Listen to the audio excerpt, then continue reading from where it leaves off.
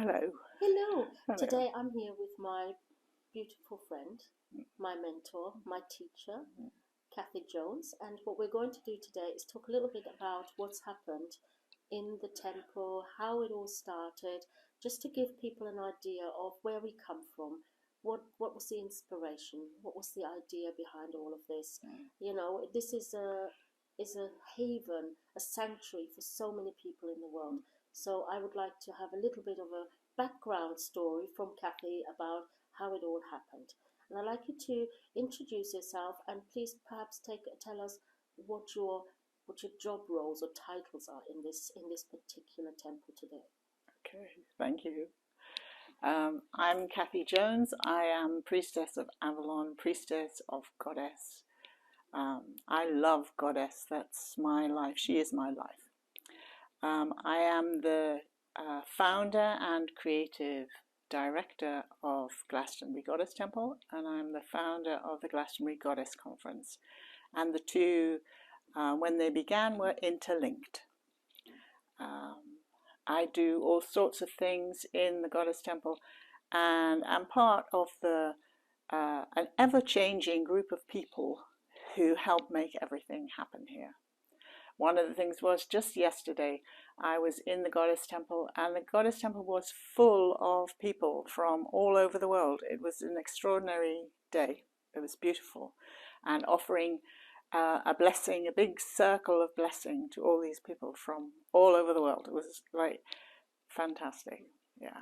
It's astounding. I just every day is different, but we're open every day. The temple was the first building or the first place that was opened here, and there was a real an inspiration behind that. So one of the things that I would like to ask you a little bit about is when I came to Glastonbury the first time in 1996, it was a bit of a dingy old place. It wasn't anything like it is today.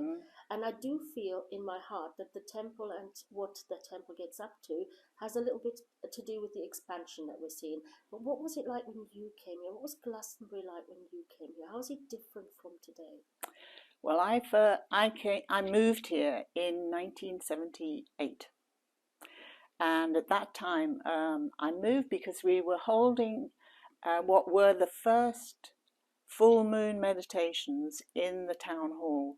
And at that time, there were still signs on the pubs which said no hippies wanted here, you know, that kind of thing. So it was quite a polarized town. Like there were always alternative type people were attracted here, but there was quite a conservative local community who didn't want these people who came into the town. So there were some kind of ordinary shops. There was a gas board shop. There was a shoe shop, and then gradually they have all disappeared, and now it's the kind of thriving hub of many different kinds of shops that people love to come and spend their money in.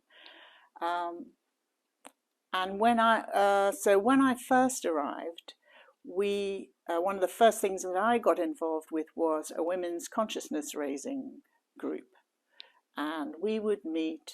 I met people, and we would meet every 2 weeks to talk about what was then the 7 demands of the women's liberation movement, HO, which were things like contraception, free contraception, abortion on demand, women's equality in all kinds of areas, pay, everything like that.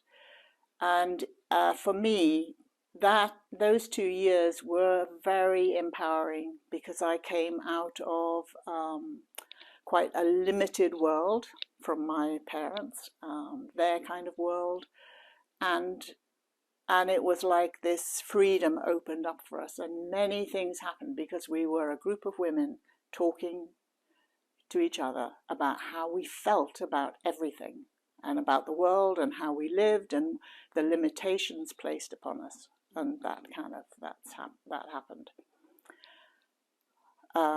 This is a kind of the short version of things. Then I started to write sacred dramas.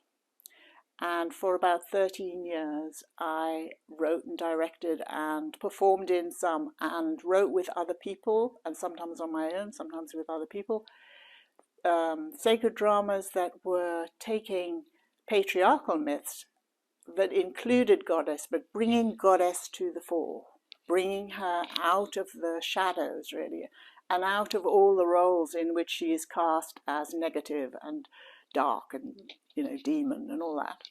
And bringing it was a quest to find the original story. What was there before the patriarchal stories took hold? And during that time, I think we were all the people involved were transformed either by being a part of those dramas or actually just coming to watch them, to participate in them. They were very powerful. And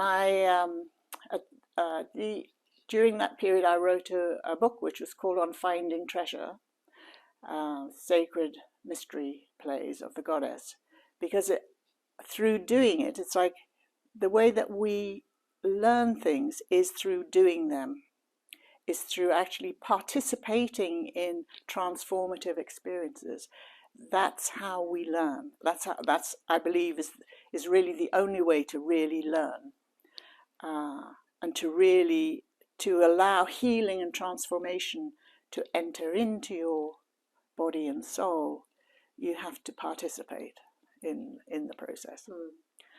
So we, over about 13 years, every year we would do one or two of these community sacred dramas, and they would be held in the assembly rooms for 2 or 3 days at a time. They were like these events. They were that time, the 70s and the 80s. It was all about happenings, so they were like happenings. But about 50 people would be involved in making them happen and in the performances. And yeah, at that time there were a lot of people who were just around. And we all learnt from that kind of experience. And then at the same time, over a period of about 20 years, I was beginning to offer workshops about goddess ideas and different kinds of spirituality. That time particularly, Bridget Bridie was a goddess who was honoured and recognised here in Glastonbury, because she was known then as Saint Bridget. And Saint Bridget has this connection of having come to Glastonbury and stayed on Bride's Mound. And there were all these resonances of Bridget as a goddess of healing. And we would celebrate her at Imbolc, which is around February the 2nd every year. And a group of women began to make bridie dolls. This is a traditional thing of making a doll that's first of all is made originally of the sheaf of the grain from the previous year, is fashioned into a doll, so that when she is honoured and then she is placed into the earth, then the seeds will grow and the harvest will come. And it's this honouring of the cycle of the seasons of the year. So there were these celebrations we would hold at Imbolc, and I held Bridget workshops. And through the seasons of the year, I began to hold these workshops for quite a long length of time, of different kinds, and also helped to create goddess exhibition and weekend gatherings, those kind of things. And then I began to have an idea that it would be so great to call together the goddess-loving people who were active in Britain. And there weren't very many, but there were artists and there were writers. There were artists like Jill Smith, Monica Shu, who was also a writer, Asphodel Long, who is really one of the grandmothers of the goddess movement in Britain. And she came to Glastonbury quite a few times, and I met her and we were friends. And she was just such a wonderful person, and she had been bringing goddess alive again, but quite often on her own, over a long length of time. And it was like, well, who are the people who know anything about goddess, who are calling her back again? and how wonderful it would be to create this a goddess conference where everyone could gather and we could celebrate her and do ceremony and all of that kind of thing, and have exhibitions, and people could share their knowledge and their information. And we called it a goddess conference. It was like the conference of the birds. Oh, I see. From the poem, the Rumi poem, which was like where all the birds could gather in their plumage, which everyone did, of course, gathered in their plumage and costumes, and everyone, wanted to dress up, and we did. And it was a gathering to share experience, knowledge, information, love for Goddess. So I'd had this idea, and in 1995, I was walking the labyrinth on the slopes of Glastonbury Tor, and this labyrinth is a huge three-dimensional labyrinth that takes about 4.5 hours to walk into the centre and about 3.5 hours to walk out. So it's a long walk. You're going on a long walk around and around Glastonbury Tor. Well. Yeah. And it was Geoffrey Ashe, who is was an Arthurian scholar, well-known Arthurian scholar, who lived on the slopes of the Tor, who first introduced me to the labyrinth. And again, over the years, I took hundreds and hundreds of people around the labyrinth. So this was one occasion in 1995, in the summer, when I was walking the labyrinth. And my prayer as I was walking was, show me what you want me to do. What do you want me to do? Show me the way ahead.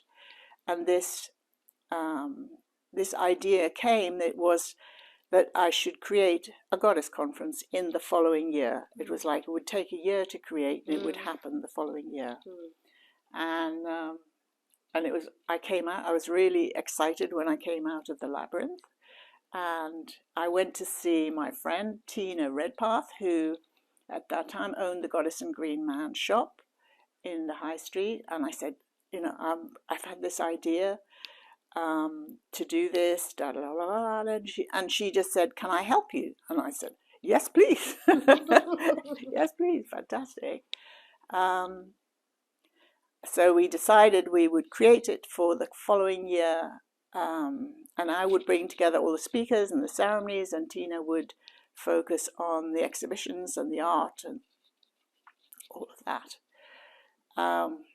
So having made the decision, and it is sometimes you make a decision not knowing what that means, what that involves. How much work?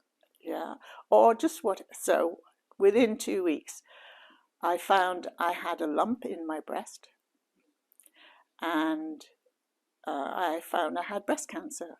So it was like, okay, so are we going to still do this or not? And of course it was, well, yes, we are. It was like it gave me a kind of beacon of hope for the following year, that hopefully I would still be alive and that I would get through everything. So for the whole of the year, I was involved with very intense treatments of one kind and another, losing all my hair, all of that, from chemotherapy and everything, and then recovering, getting better. And I do remember sitting in bed writing envelopes to people that were invites to the conference, because it was all I could do was sit and write envelopes. And then the conference came, and that was a kind of beginning. And again, the conferences I was in charge and running the conference for 21 years, no longer so now, but for 21 years.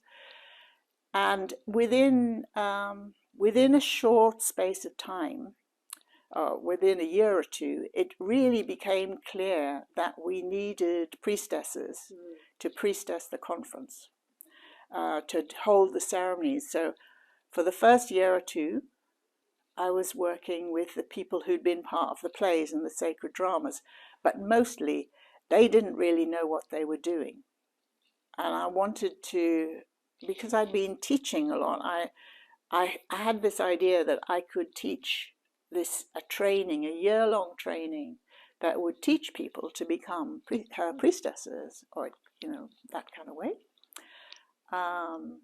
And then the idea came, well, could they become priestesses of Avalon? And Priestess of Avalon was a title with such a kind of resonance and a mythic resonance, and and did I dare to do that? Did I dare to teach that? And for about I thought about it for maybe 2 years, because it seemed very it could be hubristic. It could be putting myself into, it's like, you dare to do this, you want to do this, because I knew from the experience with the sacred dramas that the place of transformation is not easy. It's it can take you and break you, and having breast cancer broke me completely, so it was, dare we do this? But in the end, I decided to set up the Priestess of Avalon training, and this was in 1998. We began the pre-millennial Priestess of Avalon training because the millennium was coming, and that seemed like a good thing to aim for. So I began to teach, and then after teaching for a year with a large group of women, at the end of the year, I thought, we know nothing. We've done all this, and yet people don't know anything, And then gradually, over the next few years, the priestess training expanded to become a 3-year training instead of a 1-year training, basically because at the end of 1 year, you know nothing. So it's like, start again. Yeah. Introduction to Goddess. Yes. And even at the end of 3 years, is what I recognize now is, of course, we are all in the process of becoming her priestesses. It's never something that ends. You don't kind of go, that's it, now I've done it, I am it. It's just not like that. No. Yeah. No. And we found priestessing in COVID was an interesting one, wasn't it? Yes. So we'll talk a bit about that when in the next, for the next question. So thank you for answering that question and sharing that with us, because for me that came in probably 15 years into the course. You were that kind of figure, the mythical Kathy Jones. And I remember when I went into the 3rd year, and it was like, you're now going to be taught by Kathy. I was absolutely panic stricken, and I was a woman that worked in education, all this, and I consider myself a seasoned adult-ish, but yeah, there was something about you that was so. I will never be like that. And the thing is, what I learned from you, what I learned from my beautiful teacher Erin, is that we don't have to be like you. We have to be us. Yes, And we absolutely. have to be the best version of priestess that we can be. And like you say, it's a continuous learning, and I love that. It's actually the learning that is the joy. I would dread the day that you don't learn anything anymore. So I'm really glad about that. There was at one point, I wanted to talk to you a little bit about when you set up these educational ideas. You had a foundation. Was that your foundation, or there was also University of Avalon? Were you involved in that? Yeah. So at the same time, from the 1980s, the thing that was set up first was with the help of Helene Copian, who is the woman who has really gifted the courtyard and many things, many spaces. So this was a space that she allowed us to come into when we became a temple. But many other things she gifted, and part of it was we began to talk about setting up a library of Avalon. This is in the very early days, because there was nothing like it, like a sacred library. Right? So we, again, meetings happened between people. We set up the Library of Avalon, and it kind of went along for a while, and we gathered books. People donated books. Jeffrey Ash, I remember him coming with a big box of books, and I think that was the first box of books for the library.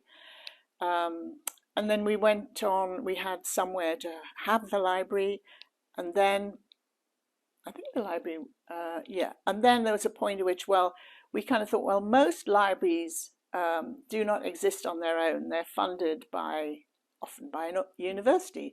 So let's set up a university. And at the time, we'd also started offering courses to people.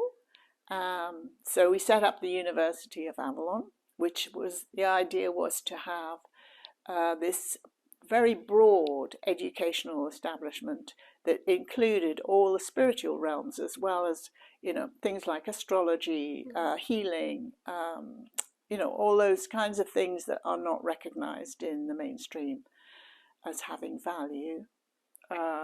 So the University of Avalon, then we started offering more and more courses, and we did weekly courses and monthly courses and all sorts of teachings. And then we found out, really, to be a university, you had to have a royal charter, which we couldn't see how we would get. So we thought, well, we'll become the Isle of Avalon Foundation. And Mike, who is now my husband, and I, we ran that for quite a long time. And we did things like, we had a magazine called Avalon Magazine that ran for 10 years, and all sorts of. So really, creativity is really about not being bored. That's the main thing. And if you have an active and fertile mind, the way to not be bored is to keep being creative. So that went along, and then my healing course, I teach a soul healing course, that began in the foundation, and the Priestess of Avalon Foundation began in the Isle of Avalon Foundation. And then when that had been going for a few years, and we opened the temple, then it became part of the temple. So so there's a story around how the temple began. And I really would like to hear that story, because I remember the first time that I came into the temple. I mean, I see this when I do it on a Monday, and like this Monday, like yourself, the place was chock-a-block full. People want to be smudged, people want to receive the blessings of the lady. And I love when it's nice to see people that are coming back every sort of, every day, every week, every month.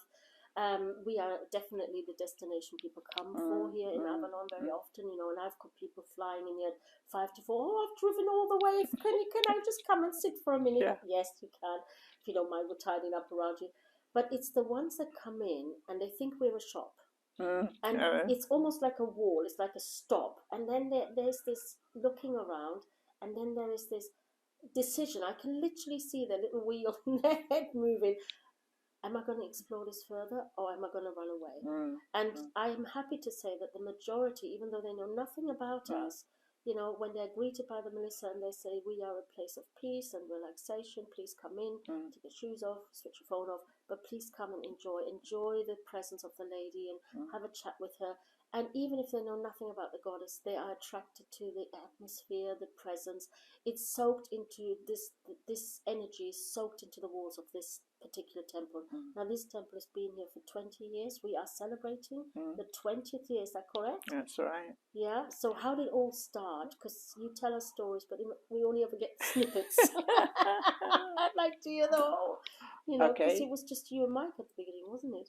Well, not quite. So what happened was, we had in the Goddess Conference, we had celebrated the Great Mother, and it was very, and it was really, we'd had this wonderful conference, and then Mike and I, we went on holiday to Turkey, to Anatolia, which is the land of the mothers, and because the conference is so intense, it's really good to have a holiday afterwards. And I was just lying in the sun, and then I was reading a book, a novel, which was about a woman who, in a ceremony in an ancient matriarchal culture, went into a temple, and in the ceremony she went through the temple and she came out in the modern day world. And it was like her experience of coming from what was called Mother World into sorry, wrong story. Can we do that bit again? Yeah. Yeah. So you'd have to edit that. Mm-hmm. Yeah. So the other story is after the Goddess Conference, we had gone on holiday to Greece. We were staying in Halkidiki, and we went on a day trip to Mount Olympus. And Mount Olympus, when we approached it, we went on a bus and we approached it, and it was just going through thick mist, right? And then you go through the mist, and there is the mountain in front of you. And the mountain is amazing because it has many, many peaks. And it has a very strong stream that comes out from the middle. But you can understand why it became the place of the goddesses and gods. It's like every one of them had a peak for themselves, right? It's a very beautiful place. And at the foot of the mountain is the ruins of a town called Dion. And in this, there are the ruins of several goddess temples. And over the years, Mike and I have traveled to many places in the world, many different cultures, and nearly everywhere we've been, the goddess temples are in ruins. And there was this one particular, it was an Isis temple, which had a statue, the remains of a statue, and then in front of her was a pool. So originally she would have been, the image would have been reflected in the water, and it was just very simple, but the walls are ruined, everything's ruined. And I just began to cry. It was spontaneous. And I was just so unhappy that everywhere we went, goddess temples were in ruins. I couldn't bear it. My heart just kind of, my heart broke, really. It was like, and then I vowed to the goddess of that land. I just said, when I get home, I am going to create a living present-day goddess temple that is alive. I cannot bear it that there are no living temples. Yeah, so that's what I'm going to do. And that was my vow in that ruin. And so when I got home, I called together people that I knew, and I just said, I've got this idea to create a goddess temple. Would you like to help? Because that's always my thing. Would you like to help? Please.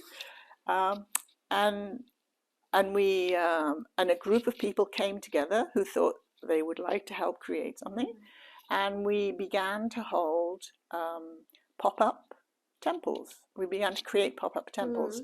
The first thing was across the courtyard in the Miracles Room. We decorated the room for 3 days as a goddess temple. It was at Beltane. We held ceremonies in the temple. Our first ceremony was kind of roses and champagne and strawberries. It was very lovely. And then at the end of the 3 days, we took it all down. So, and we'd had such a good time that we thought, oh, we'll do this for the next festival. We'll do it for the summer solstice. I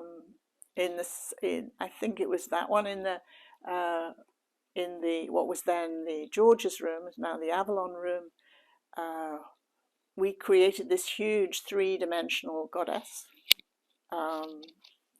And again, we created this temple for 3 or 4 days, held it open to the public, did ceremony, and then took it all down at the end.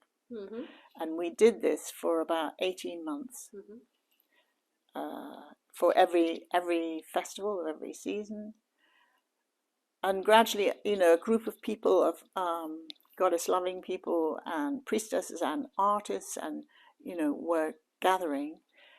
And then the opportunity to have this space came up in the courtyard, and it was like, well, can we take this on? Because it's a financial commitment. We pay the rent and all that, everything else, and we just decided to go for it. So in 2002 at Imbolc, we opened the temple with an amazing ceremony for the maiden goddess. It's lovely. And then in 2003, we had things like, when you open a temple, you have to think about how you're going to pay for it all, because all the income at that time was donations, was only from donations and ceremonies,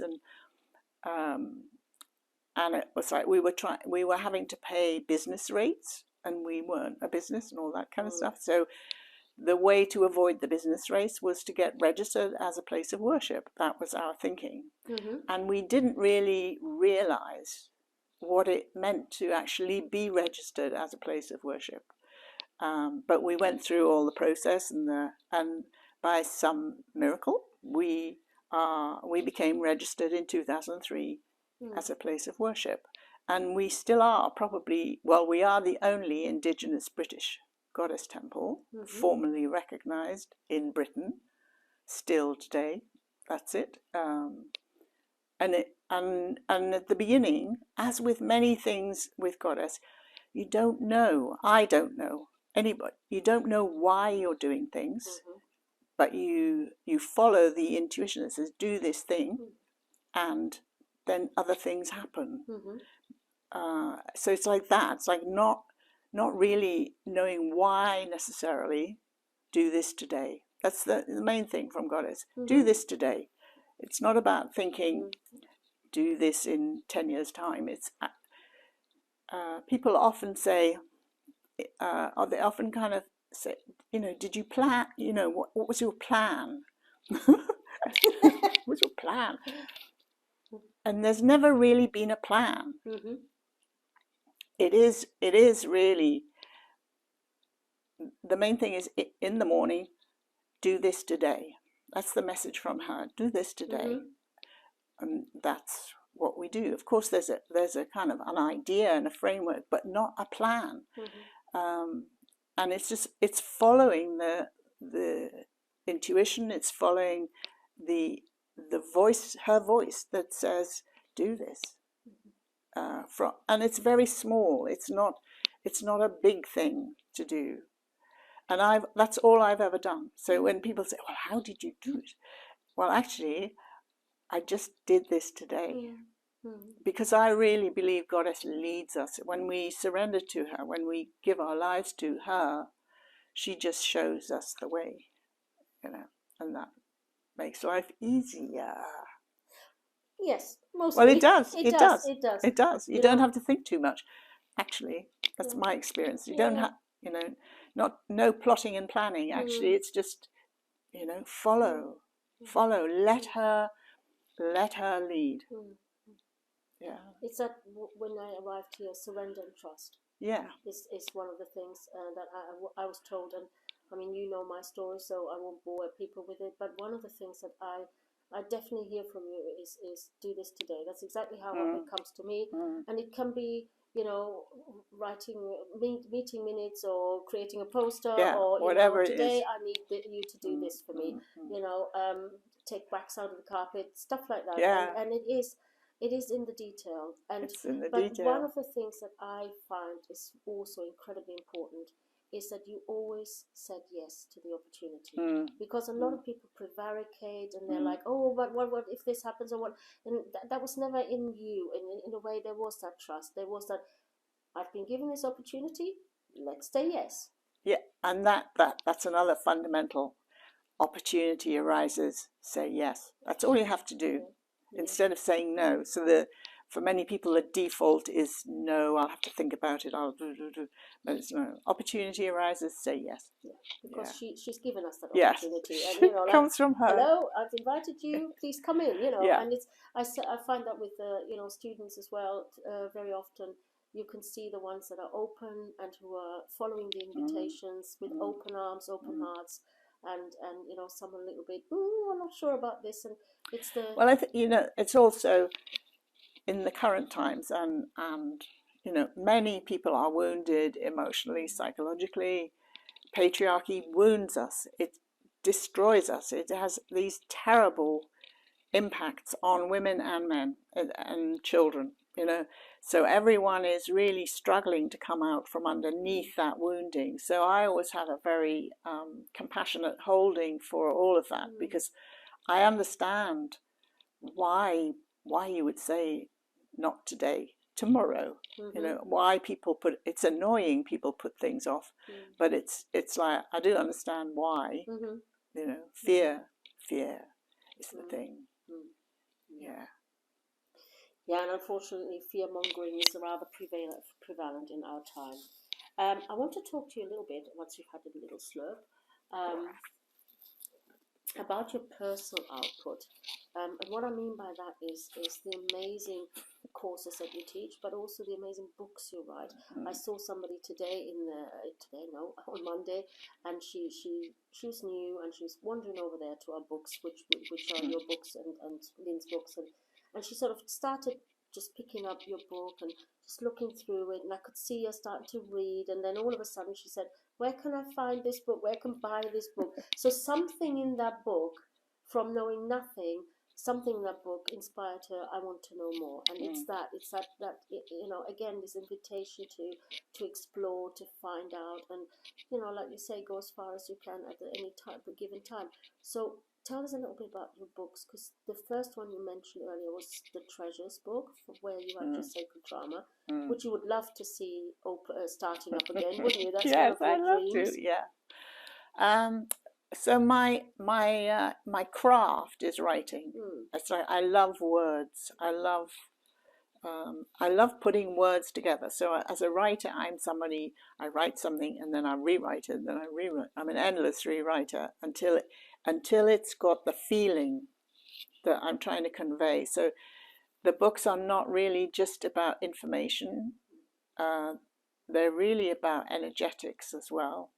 So that's what I like to do. And I kind of I'll write something, and then it's like I've written it, and then I have a break for quite a while, and then something else will grow in me, and then I'll kind of splurge it out in a book. And I've just done that over the years. Yeah. It's So the second book, The Priest of Avalon, Priestess of the Goddess? No, the first books were, I did one that was called The Goddess in Glastonbury, which was a little book. All right, okay. I'm going to have to cough. I'll say it again.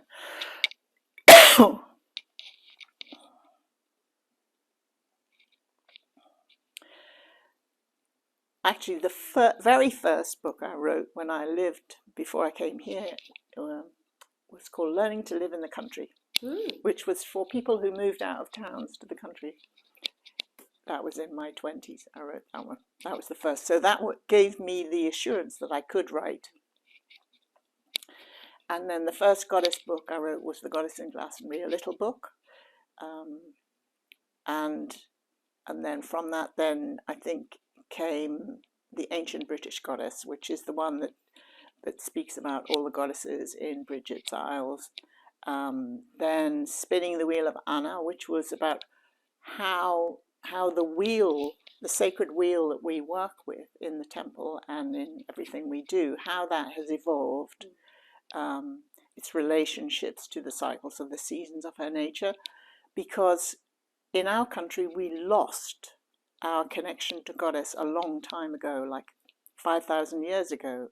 You know, then at the end of the Neolithic, that's when the last goddess culture really happened in this country. So it's like, how do we cross that great divide of time and mythology and energy to find out what they knew that we've forgotten?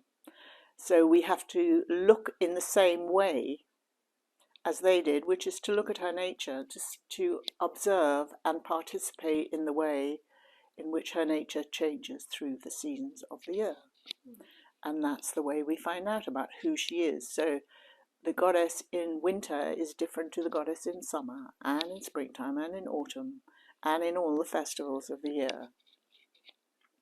So I wrote Spinning the Wheel of Anna to to demonstrate the ways in which the seasons, the mythology, the culture, and that gave a rise to a different kind of wheel. So at that time, in the 1970s and 80s, the Wiccan wheel was the one that everyone worked with, and it was, this is the gospel. And you kind of know whenever people say this is the only way, then that's a patriarchal thing. It's not true. So it's like, so the wheel as we use it, as it has evolved of itself. It's I just feel like, well, I wrote it, but it's like it's kind of, it's taken on a life of its own. Many people now use the wheel in the way that we do, which is basically that you can put the elements of her nature, earth, air, fire, water, and space, you can put them in different positions. They do not have to be in fixed positions.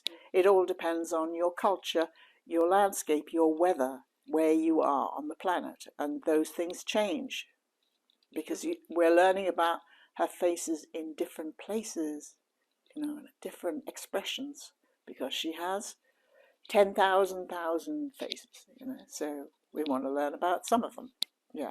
And so that's spinning the wheel, is the reasoning behind the wheel, why the wheel is the way it is. I wrote In the Nature of Avalon, which is really about pilgrimages in the sacred landscape here. I do realize now that I am kind of obsessed with Avalon, Glastonbury and Avalon. I'm very grateful for that. I wrote, after teaching and working with people for a long time, I wrote Priestess of Avalon, Priestess of the Goddess, and what it means to me, really, what my understanding is of what it is to call yourself a priestess, to claim to be one, to how you might become one, what's involved. So that is really what Priestess of Avalon, and that's a foundation book for the Priestess of Avalon training. And then in lockdown, I wrote 2 books. So what was good in lockdown, like for many people, there was space to think and time to write for me. So I wrote In the Mysterium of the Lady of Avalon, which is a book about entering her mystery through the landscape, because she is present in the landscape, in her bodily forms in the landscape here, and what it means to enter a secret hidden land. And that is here, which is the reason why everybody comes here, because this is a gateway to the secret hidden land of Goddess, which is Avalon, which has been here from the beginning of time. And she is here in this image is an example of how she may appear in the landscape. And I also wrote another book called Motherworld. And Motherworld is another kind of venture that I'm very interested in. And also, at the same time, right now, I am getting older. My physical energy isn't, I've always had a lot of energy, obviously. It's good genes that give us what we've got. And so I am currently in a process of change that is about aging, and what aging is, and the preparations for dying and aging and dying. So like someone said, look out for the next book. Well, that's going to be a really important book, because we're all very passionate about having a good death and changing the way that especially this country works with death. Absolutely. So I think anything that can help people come to peace and acceptance that as soon as you are born, you begin to die, and it's not a depressing thought. It's a case of prepare. It's always good preparation, isn't it? I mean, well, for me. Yes, I think though, when you're born, then you have to prepare to live, because many people don't live. They don't live the life, the opportunity again. We're given this incredible opportunity on this planet, this beautiful place, and what we are doing as human beings is just terrible to the planet. So it's like all of that. There is so much that people need to understand and do and change and everything. Everything. Yeah. So in the next section, maybe we can talk a little bit about your mother world vision, which is something that I'm also extremely, interested in, because I'm a mother and I'm a mother's mother. Yeah. So it's like, that we are looking after our generations. Yeah, and you have the mother line that passes through all mothers. Yeah.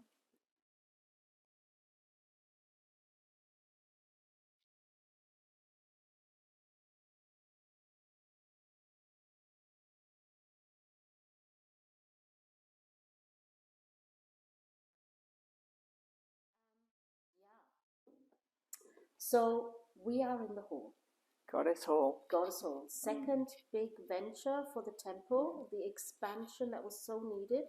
And we are in the season of the mother. The great mother. The great mother, the beautiful mother. The abundant mother. Yeah.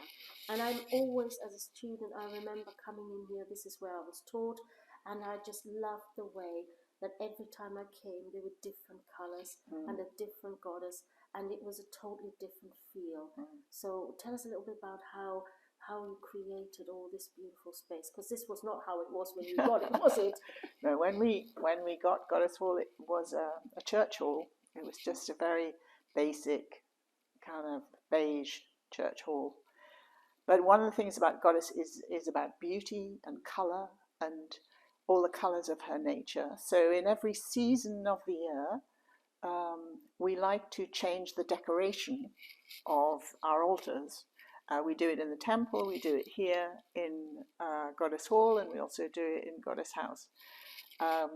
After we had been holding ceremonies for some time in the Goddess Temple, and the ceremonies were getting fuller and fuller with people, and there was a point at which we were saying, please don't dance in the temple, because we are not too sure about the floor.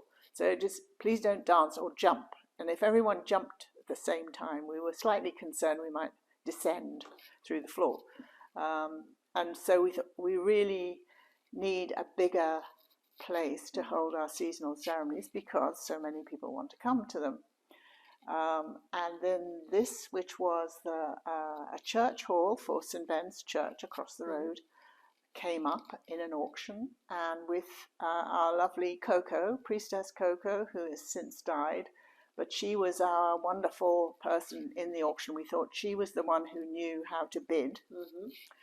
So we put our bid in, and of course that how we got the Goddess Hall is another story of trusting in Goddess, right? Because we were sitting in the auction in front of the people from the church, and they, by some, there was some kind of reasons why we hadn't, these papers were produced, and Mike thought he had read all the papers because he'd been given them to him by the estate agent. But actually at the auction, they produced some other papers, which he thought he had read, so he didn't read them again. We put in our bid and we were successful. And for the evening of the auction, we were ecstatic. Now we had a bigger hall, we could do more, Then the next morning, the papers arrived. Mike read the papers, and they actually said there were covenants on this building, which meant that we couldn't walk through the door, was the covenant. The covenant was nobody from another faith could walk through the door. So we had this building, and we weren't allowed to come into it. Wow. And so panic, of course, entered in, and then we started to negotiate with the people from the church, and they were afraid of what we might be doing. But we met with them, and they realized we were lovely people, and we thought they were lovely people, and it was all very friendly, and everything calmed down. And gradually we got to a place where they could release the covenant, so it meant we could walk in. But for about 3 months, it was like we had spent money we didn't have. We'd got a mortgage for something we didn't have, that we couldn't afford, and we'd done it on faith. But the fact was that if Mike had read the papers, we wouldn't have bid for it. Yeah. It would not have happened at all. We would have gone, oh, we can't bid for that because we can't go in. So Goddess often leads us in mysterious ways to bring about what she wants. So that's how it happened. And then this is the Goddess Hall, which is a really beautiful, larger space, and decorated with so many amazing paintings, goddess paintings by all kinds of different artists, and beautiful, wicker statues that are made by a woman called Fusia Miller, an artist who creates these beautiful statues. And so every season we change the decoration. The background color is violet, violets and purple, because that is the energy of the Lady of Avalon, of the mist, is her violet energy. So the background for all our spaces is that violet color, and then on top of that are the colors of the seasons. So this is the golden grain of Lammas, the abundance of the mother, her golden nature. Yeah, the abundant mother. And abundance is something that we feel very strongly about should be shared. Yeah. And that brings me really onto the vision of the mother world. So that is one of my favorite ideas, because I feel very strongly about everybody helping everybody, especially through the coming tough times. So how did you think about, or not how did you think about, but how did Mother World, the vision, come? Yeah. Well, it's now 10 years ago. It was 2012. Again, we were on holiday after the Goddess Conference, relaxing in the sunshine in Turkey. And I was, for me, like both Turkey and Greece, they have a very kind of past life resonance of priestessing in those lands, thousands of years ago. So it's like it's a place where I receive ideas.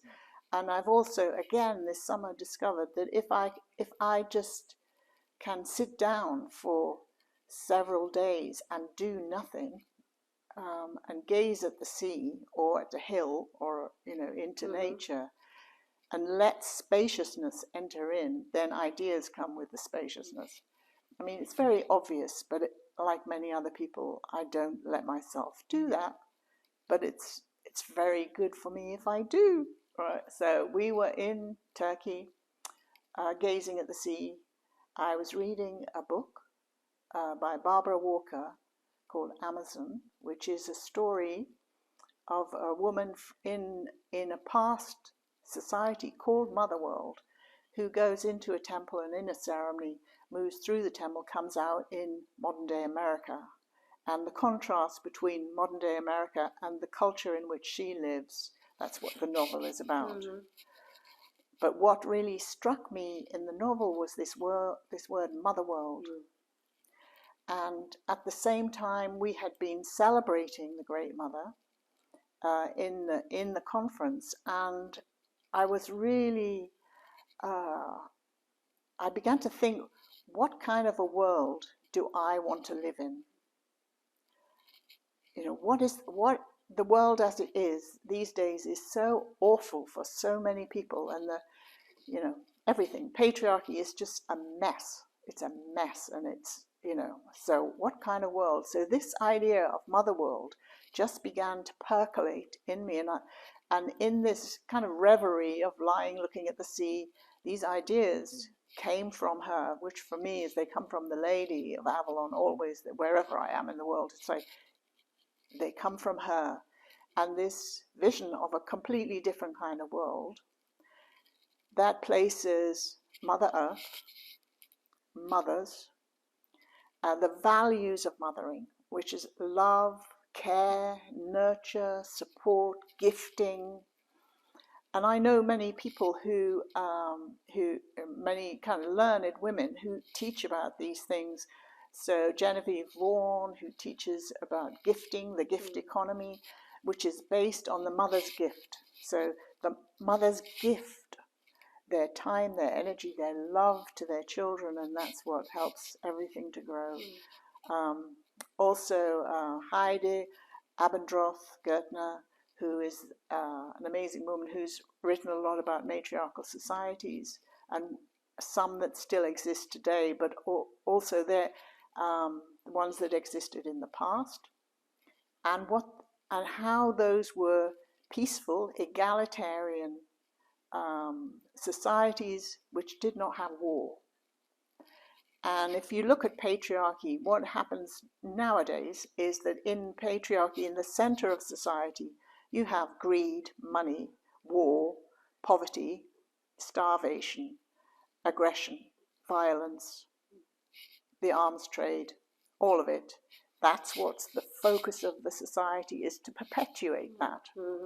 So, currently the war thing with Ukraine, it's all, let's get more arms to supposedly defend ourselves from the aggressors, and then we have more, and then let's build it all up.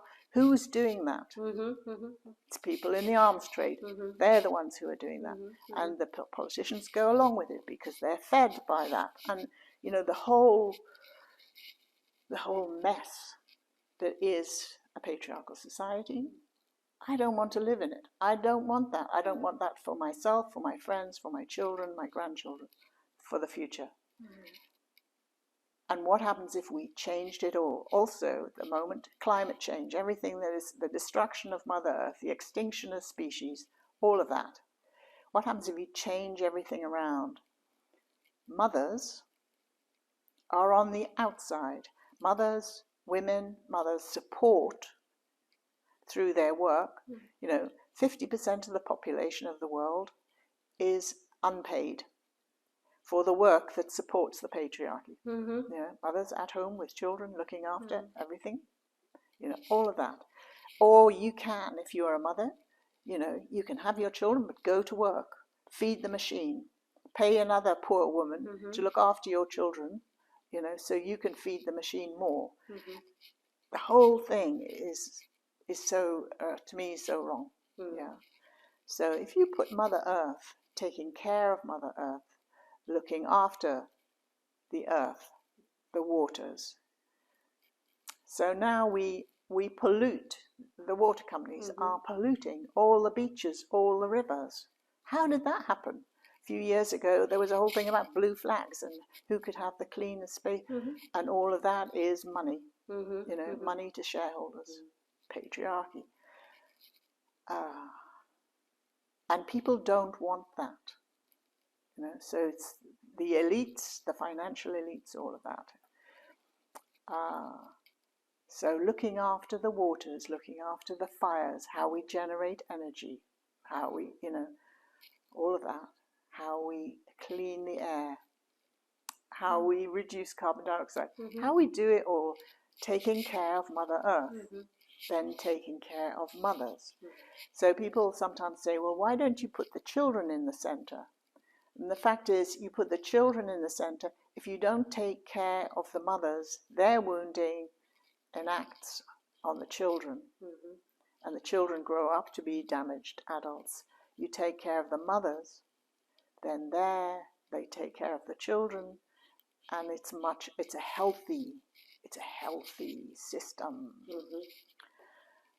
So, Mother World. And also, so we, over the last 10 years, in the temple, we've had many gatherings, many meetings, talking about the vision of Mother World and how it can be developed, what we want to put out into the world as a vision for the world, but also what we want to create within our own temple community, which is really about looking after, is recognizing that we are souls. We are all souls incarnating into physical existence for a time before we return back to the energetic world. So we come from the energetic world, we incarnate, and then we go back to the energetic worlds. And how do we care for people properly through the whole of their incarnation? So for our communities, how do we start to care for everybody? And of course, it's a long-term project. It's not going to happen overnight. But one of the ideas that we are now working on is to have a sacred birth center, which takes care of women and parents from preconception through conception, pregnancy, birth, and the first part of life. And that is going to be happening in the next few years. That's something that is happening. And then that will go, how do we care for people through holding rites of passage, through working with rites of passage through a person's life, all the things that happen, 7 years old, teenagers, becoming parents, mothers, fathers, marriages, aging, menopause, aging, dying, and also, so at the end, also developing a sacred death center, which is also about having a clear understanding of what is actually, how important the death process is to work with in a sacred way. As you know, in your work as a death priestess, it's your thing. Yeah. It's like that. And then what happens actually between death and rebirth, understanding that we're, like all of her nature, is continually cycling. So we too, as humans, are. As part of the Mother World vision, we set up support groups for mothers. We support mothers who are mothers and their babies. We support people who are offering classes for that. We've also set up Roots and Wings, which is a small school, an alternative type school for young children that is held in Goddess House. So there are many parts of what, for me, will become a very encompassing. And that's not to say it's controlling. It's like, it's not a controlling system. It's an offering of a different way of living that many people want, that I know of. So yeah, the Mother World has come into being. And we are very much counter to what is happening in the world at the moment. I'm absolutely horrified being a mother, being a mother's mother. I'm horrified that now hospitals are insisting, some hospitals, of calling you a parental unit. You are no longer allowed to be called a mother. There is a war on mothers. There's a war on women, but there's definitely a war on mothers. That's right. And for me, when we first sat here, I remember sitting in a meeting here with you and we were talking about all the women that were in our community, because our community does attract a lot of older women who are coming here to be with sisters when their families have moved on and whatever. And also we were talking about, we had all these mothers in the center with all the babies, my own daughter with my grandson. And we talked about what they need, and some of the stuff was really practical stuff. We were supporting them with practical stuff. One of the things I will mention, my beautiful man who knows a screwdriver and knows what to do with it. And the men in our community are very generous on the whole with their time, and they will help out. And we then, with your daughter, we created this directory where people, women, or anyone could ring if they needed a lift to the shops, if they needed an hour's break, and it was brilliant. It was a directory of really practical help, and that was really needed. And that actually really was activated also when we started moving into the lockdown situation, COVID. And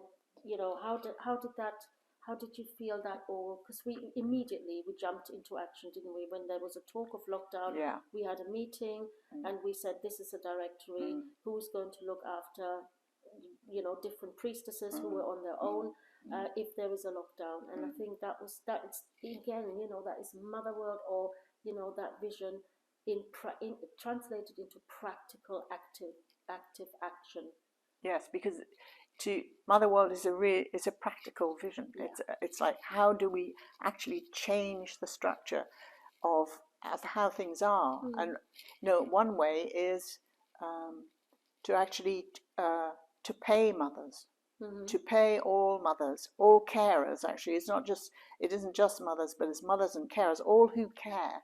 I mean, what was obvious in COVID was, suddenly everyone noticed the people who worked in the NHS, who care, and the people who, who cared for other people, and how important they are in our lives and how undervalued they are. So it was like, okay, there needs to be a minimum payment to all of these people, or a good payment to all of these people, because they're vital. And most of the people who care for others are women. It's the fact. And again, because it's women, it's unpaid, not seen, not acknowledged, not honoured, and that's a big thing that has to change. And even the people who worked in Tesco's, again, usually mothers, usually very, very badly paid, but they suddenly became key workers, because without them stocking the shelves, we wouldn't have any food. But they actually put their life on the line, because there were some people who wouldn't wear masks, and they were in a very dangerous situation to some certain degree. And I mean, I don't know whether the masks made any difference. I'm not sure about that, but it was these suddenly we realized who are the actual doers, and 18 or 90% of that were the women. I'm not saying the men didn't do anything, but it's was women. These people, that I mean, of course, in hospitals, doctors who tend to be male, they put themselves on the line, and all of that. Lots of men. It's not to say this is just women, but the majority are women.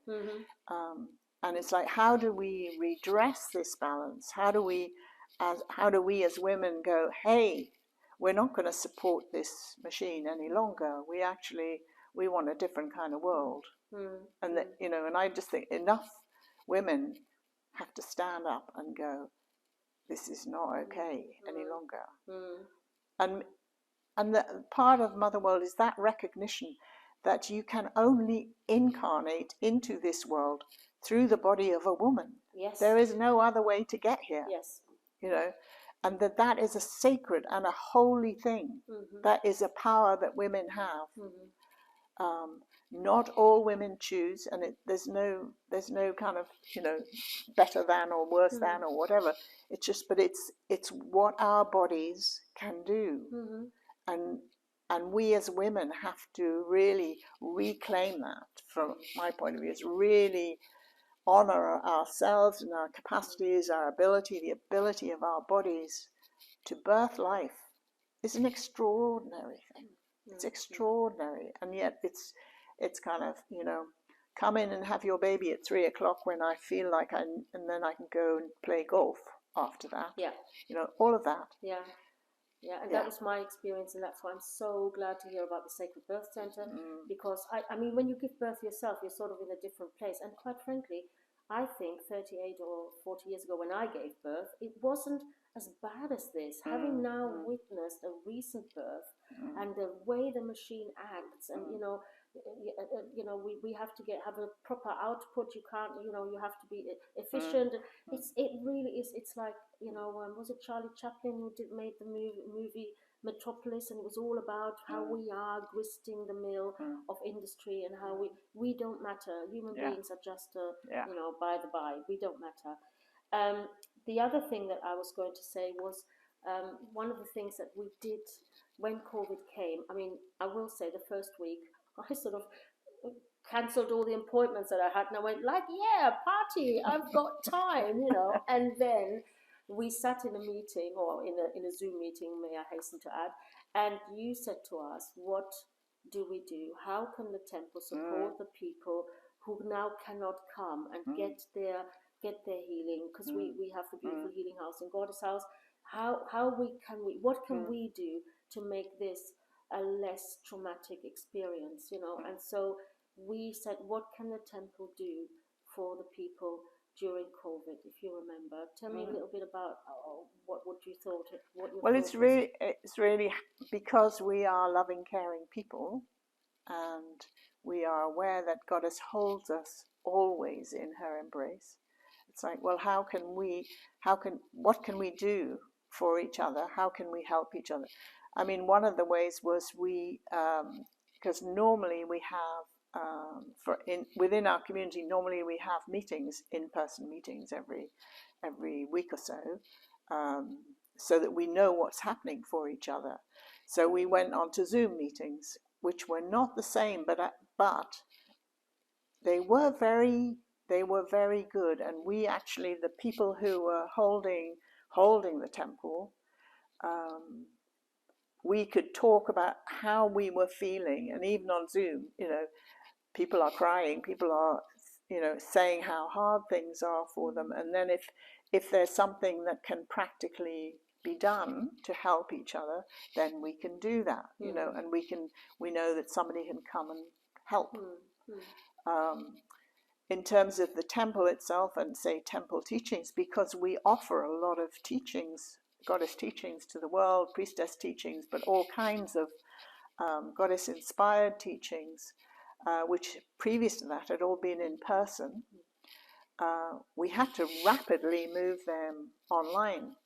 But it just so happened that a few months before, 2 young women had come to work for the temple, Elsa Field and Georgia Ferrano, who knew about tech, which some of us didn't know. Not so much, no.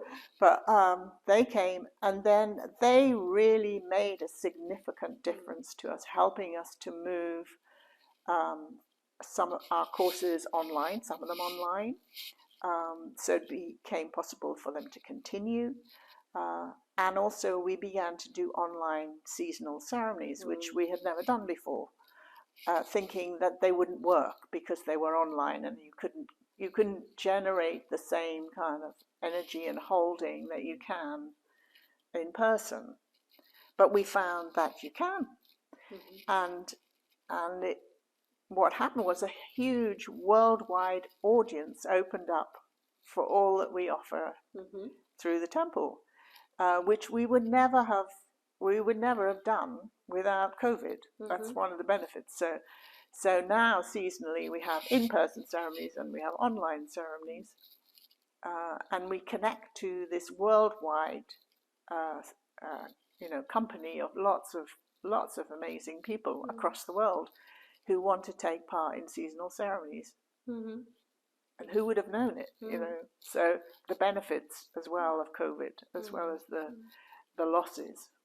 Yeah. What I love about it is obviously I'm an avid and keen in-person priestess. Yeah. But what I really liked is that suddenly priestesses that have trained with us but were scattered across the world, they created this circle, and they were able to do what we get to do here, because it is a privilege to be a priestess here and be in the in-person ceremony. It's a real privilege to do it. It's a beautiful thing, and I love it.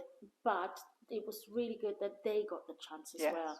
And they really blossomed, and they came up with some really amazing ideas of how to make things work in the screen, on the screen, and everything looked so beautiful. And every time I'm in the temple on a Monday, and I'm sure you get the same, we have people coming in and saying, if you hadn't been there during COVID, I don't think we would have survived. A lot of people watched.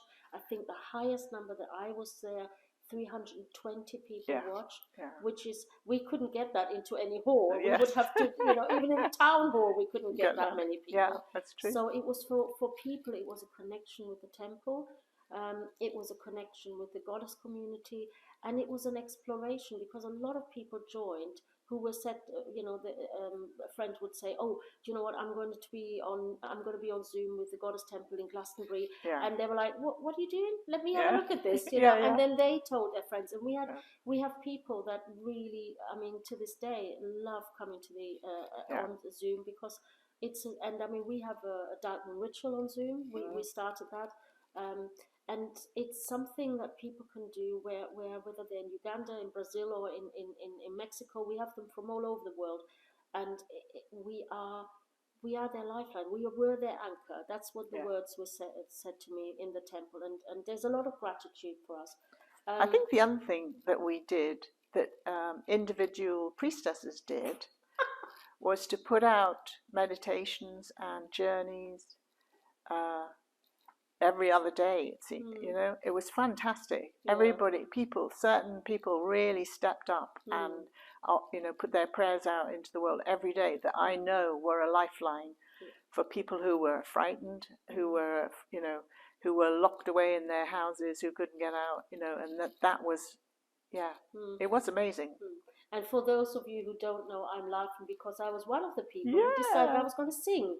Now, I'm not a singer or a musician, but I thought, well, why not, you know? They can't get me here. I'm locked in my house. But it was for me as well a joyful thing to do, because it gave me the opportunity to sort of dig out some songs that I'd learned 30 years ago around a campfire that the young generation, with all due respect, I'm a little bit older, didn't know, hadn't ever heard of. And it was a trip down memory lane, and names were coming back of women who had created things that maybe now are not as prominent in the community, and just not so well known. Yeah, because they're in all these things, because we've been going for so long. You know, there are cycles of knowledge, and there's cycles of songs, and there's so people, some of the young women coming through now have no idea what we've been up to actually over the years, you know, because some of them, they were barely born, you know, when we were doing wild and crazy things, you know, and you know, all the songs, like all Sally Pullinger's amazing songs, you know, Eloise, all the people who have. So the Goddess Temple is really, it's a gathering place for people of all different kinds of creativity, and just to be here and help, and Melissa in the temple. And over the years, we've had so many different people come in and do their thing, and then they develop and grow, and they get empowered, and they go off and they do their own thing, and then they come back again. So it's always, people are cycling through, just like the wheel. The wheel is always turning. People are always coming, going, moving. And they're encouraged. They're really encouraged here. I mean, I was encouraged to step up as a teacher. You know, I'll never forget the meeting we had in 100 Monkeys. We shouldn't really advertise, but you know, and you were so encouraging to me. And we now have a most beautiful poetry book where we've collected poetry for the 20th anniversary. That was edited and put together by Janet Parfit, and she, you know, poetry is the way into the soul, is something that I always find.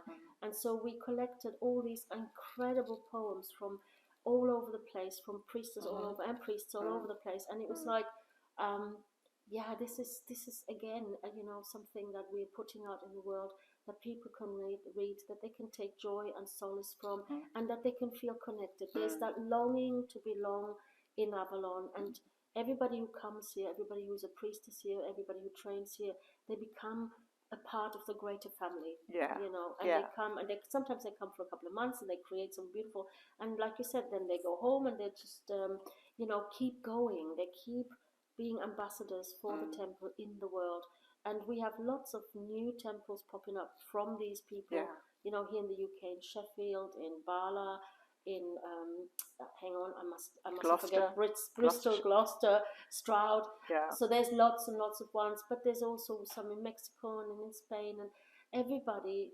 Italy is especially. I mean, we have some Italian priestesses that are on steroids. And Scandinavia, Sweden.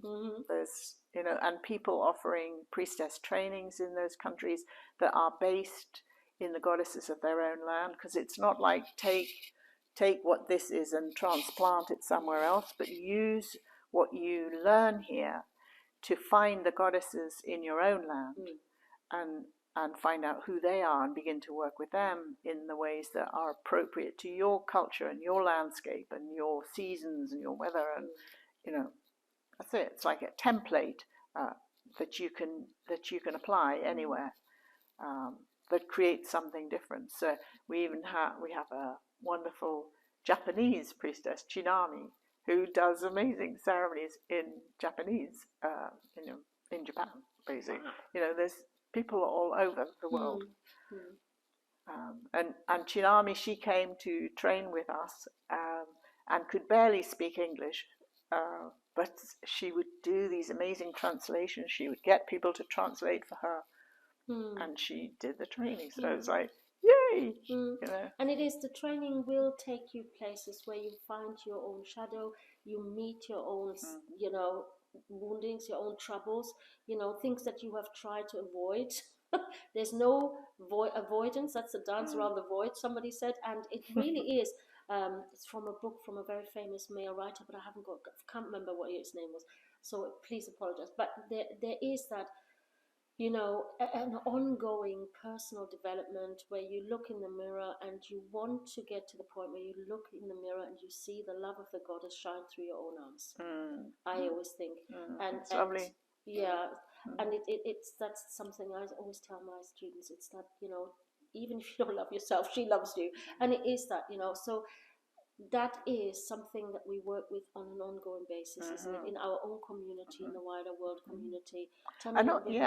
And also, you teach the Priestess of Cerridwen training, and you began it in some ways tentatively to do that, and then over the years it has really grown and is very popular now. And also you were able to move it online during COVID times, and it's coming back onto in person again, in person and online. So it's like I have seen you over the years really grow and develop as a teacher. And the thing is that teaching is not the same as learning. So to become a teacher is quite it's a challenging thing of itself, because nearly all students come with their wounding that they tend to project onto their teachers. So there is a whole process for the teacher in learning to teach, as well as for the student in meeting their stuff. So learning of in the goddess world is she wants us to really heal and grow and develop and become self-empowered, to really become ourselves again, wherever we are in the world, wherever we live in the world. That's what she's asking us to wake up. She's asking us to wake up. Wake up. I love that. Wake up, smell the roses. Wake up and really, meet your stuff. Take responsibility for the life of your own soul on this beautiful planet. It's like, who am I? Who am I? What am I really? What is this life really about? Because none of it is what is projected out there in the world. It's we're asking you to become more real, to live a real life. Yeah. You asked me another question. Yeah, and it is that, it's how to, what we are looking for here in this community. This is my impression, and please correct me if I'm, but there is that we are living in a circle of sisters. We're living in sisterhood, and we do have stuff come up, and we do have to look at it. And there is that, for me, I was wounded deeply by women, and I hear a lot from my students and from other sisters how they don't trust any women. They cannot trust women because they've been so wounded by them. And here the perpetual, wish and research is and work is in finding a way how we as women can sit together in a peaceful circle and get things clear. Our lovely Lynn Sedgmore has this wonderful clearing process that she's teaching people, that she's sharing really generously with us, and it is about how, if we can show people how we, as so many women in this community, can live and work together, and when conflict comes up, we can work through it. If we can model that, then we have hope to create that mother world. So how do you feel about how do you feel how we're doing? That's a little bit of a leading question. So please just, share your thoughts on that with us. Well, I think the majority of people, and it's mostly women, but it is also men, because there's a significant number of men who are on this journey with us. That many of us were alive in the times of the goddess temples, the ancient goddess temples, and in those times, we experienced the endings of those temples when patriarchal, heroic forces came in and destroyed temples. So many of us in our energetic field carry the memories of that wounding.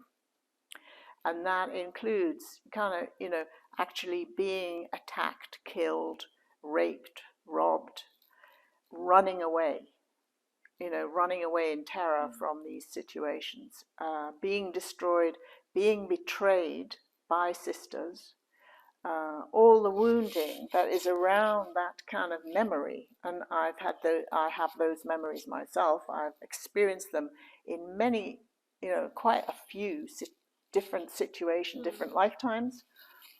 And so when we begin on our goddess journey and in our communities, what arises are those wounds. They come up so that we can find in our community competition, betrayal, all those words, all those wounds are there. And if we are not conscious, and a lot of people are not conscious to start off with, we think it's them. They did this. They are doing this. They are doing this to me. Instead of, here we are again. This is something that is happening again. And the reason it's happening again is so that it can be healed. It can be remembered and healed. I think now, after 20, 30 years, there are enough aware people in our community who understand this process, that it's happening, that we can hold each other. When something happens, we can hold each other and know that this is going on for someone. And it happens particularly coming here because Glastonbury, Avalon is a place of healing and transformation. Things here are accelerated. Wounds arise, they're big. And then because the potential for healing is great.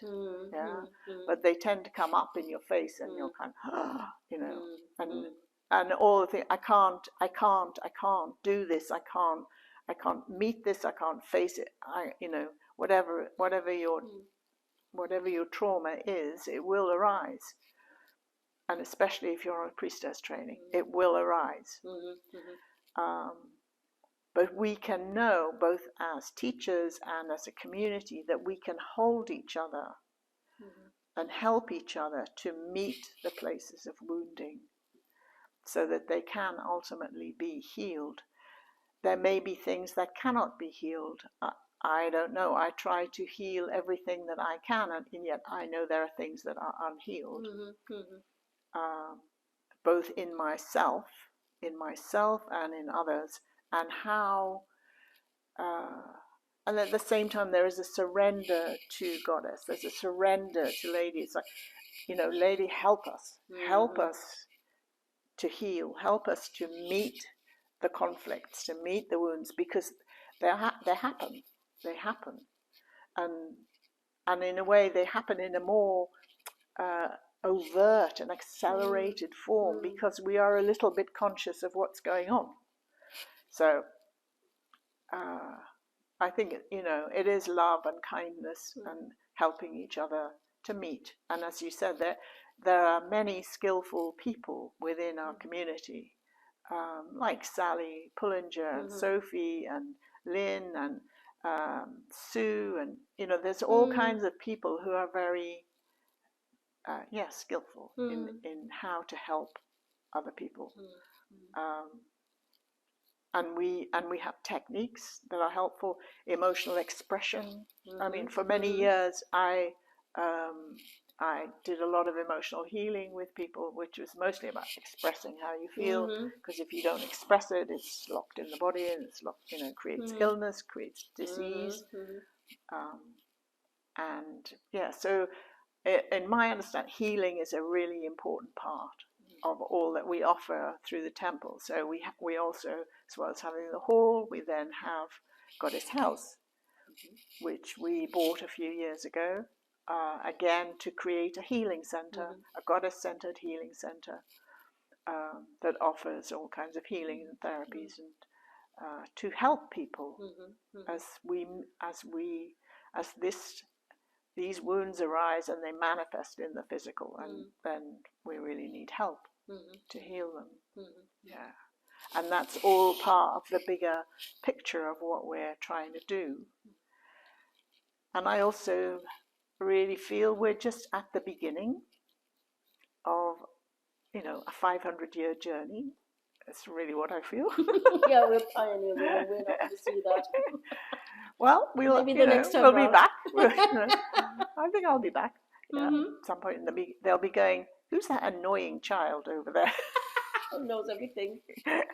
Who's telling us what to do? Yeah. Yes, yeah. So my favorite book that you've ever written is Soul and Shadow. Ah, okay. Yeah, I absolutely love that book. I read it over and over again. I use it for bibliomancy. I just, what's Kathy saying to me today? Open the book, see what you haven't seen yet. Okay. And I went through the 6 months emotional healing practitioner course with you. And I will say that in parts, it was not one of the most joyful experiences I've ever had, but I had such a breakthrough.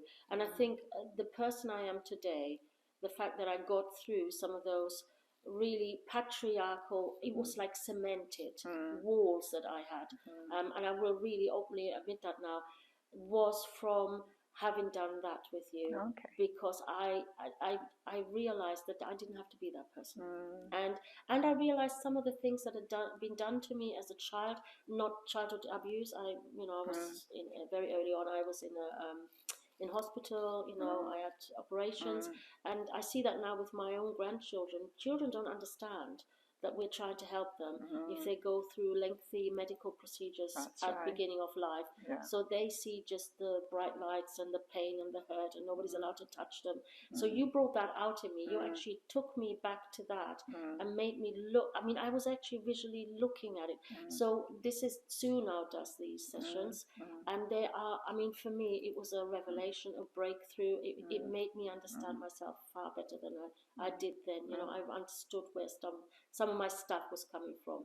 And so the combination of those two really, and the soul healing that you do. I mean, people come from all over the world to see you in Goddess House and make appointments months in advance, because it does work. It does work. And I mean, I don't know about you. I don't necessarily think that I heal people, but I certainly activate some sort of healing in them, and then they heal themselves. Yeah, I think it's that. It's that there are things you can do if you understand what you're doing to activate the healing processes within someone's energetic fields, and that's really what I teach. So I'm just doing my last teaching of soul healing, and then somebody new is going to be taking it on, which is really great. So it will continue. And the soul healing that I teach is based in the work of Alice Bailey, who I learned about when I was very young. And she is someone who had, or she's passed away a long time ago, a really great understanding of the energetics of what energies are. I don't believe in her whole philosophical understanding. It's not mine, but her how to work with energy is the truest form that I've found. And then in the last 40 years I have worked with it. So yes. And we work a lot of with that in Goddess House. Yeah. And we have people coming again, from all over the world who come specifically for healing in Goddess House. Make appointments months in advance. Yes. And then COVID comes, but we won't talk about that. So it really is. There is a trust that they have in us as healers. And we've also so you can have in Goddess House you can have hour-long sessions or 2-hour sessions, however. And we also offer on a Thursday afternoon very short, strong, powerful healing by donations for people who've got no money, people who are in need. They just come, and that's fun. I mean, it's it's not fun for them, but it's like, because it really, I would think healing happens in a moment in time. That's all it takes. It takes a moment, and you just have to capture the moment. So yeah, it's my philosophy. Absolutely, and I completely agree with that. And it is that that beauty of being in Goddess House as a healer. I'm there every Friday. I absolutely love it. I walk in that house, and it's just like, it's like a balm. It's like a bliss, for me. And it's working with a whole load of priestess healers that are trained well, and we all have our own specific set of qualifications or whatever. But it's the unity is created by the sincere wish to help and heal. And I'm glad you brought up the fact that we are actually giving away healing. We often do sessions or sessions for locals, free sessions, because it isn't about the money. Of course, the house has to run, but we, whoever can make it.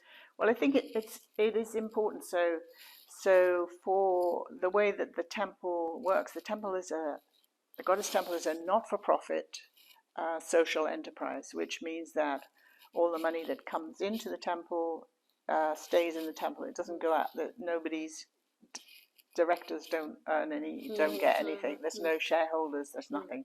So everything comes in is part of the temple, and that quite a large proportion of our income, large proportion comes from the teachings we offer, but also from donations from individuals, from £1 put in the donation box, to larger donations, but it's donations.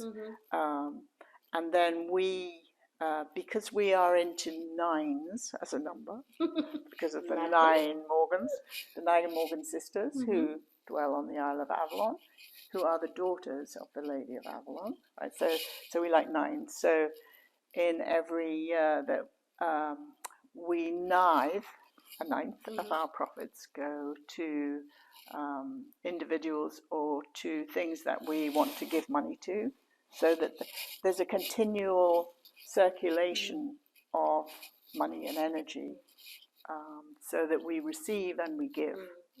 And that's the way it all works. It's really, so if you receive, you give. It's that trusted thing again, isn't it? Well, it's in my life. That's how my life has been. So I've never had an ordinary life. And there have been times in my life when I've been very poor, and then there's times when I'm not so poor, and it's like, but I've never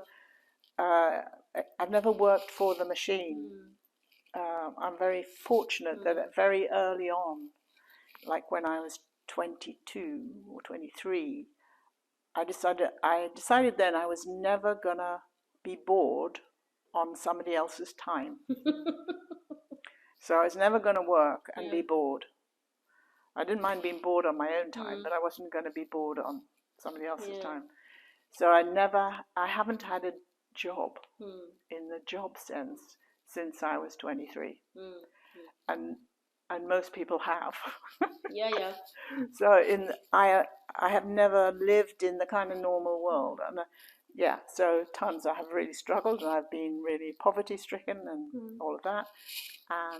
And then I understood about money as energy, and that philosophy is in the temple, basically, that it's about the circulation and the flow of her wish, her desire, her energy, and that's what makes it all work. Yeah, it does. Yeah, and it works. We've just seen that with the Sacred Birth Center, but you inspire people. You in particular personally inspire people with your words.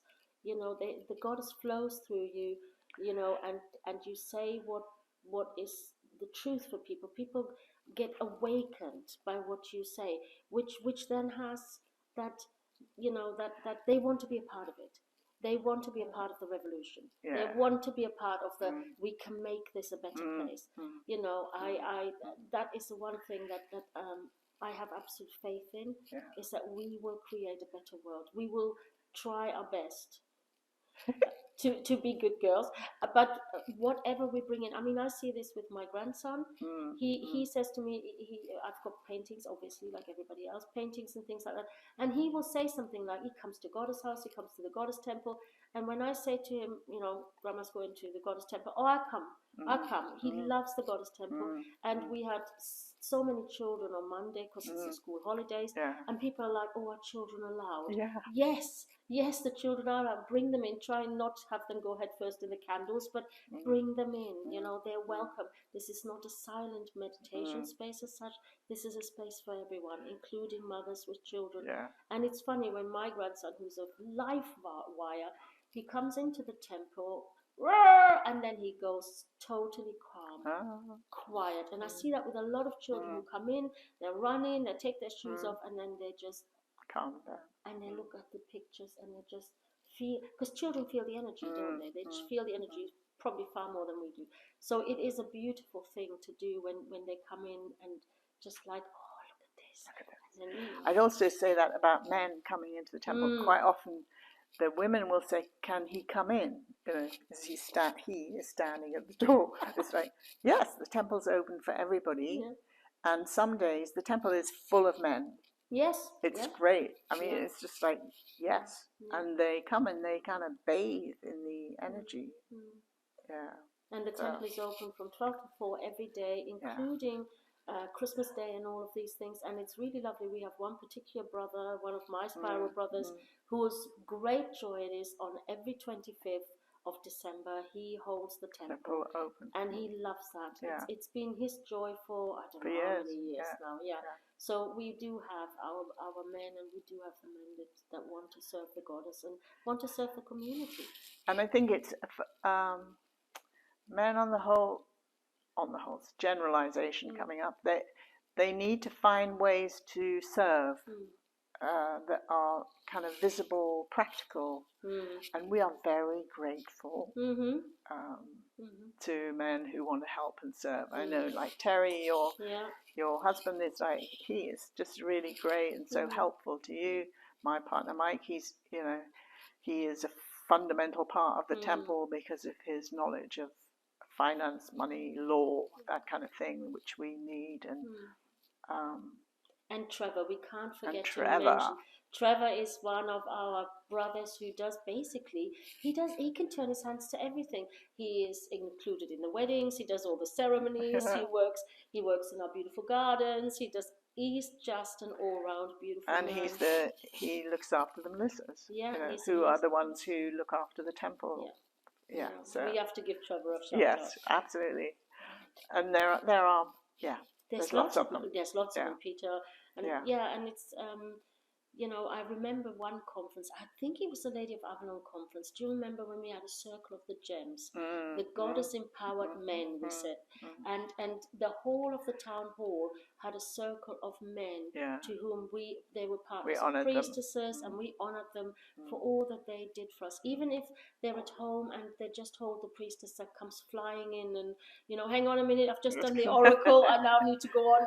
In an hour and a half, I've got to go to the ceremony. But also we have priests of Avalon like Sauco, who from Spain, who is an amazing dancer, who loves to dance for the lady. I mean, extraordinarily beautiful dancer. I mean, so many talents. Yeah, Andrea, who sings like an angel and does good dancing. Yeah. So we have some amazing men in the community, and they are. Not Sadhu, of course, we don't have to mention Sadhu. It is a joy to see, and especially the younger men. They're all a little bit younger, these men, and they are really getting it. They're getting it, and I love that. And hopefully there will be many more. Yeah. And beautiful women. Yeah. And we mean beautiful in the heart. A heart, body, soul, mind. Yeah, everything. Emotion. Yeah.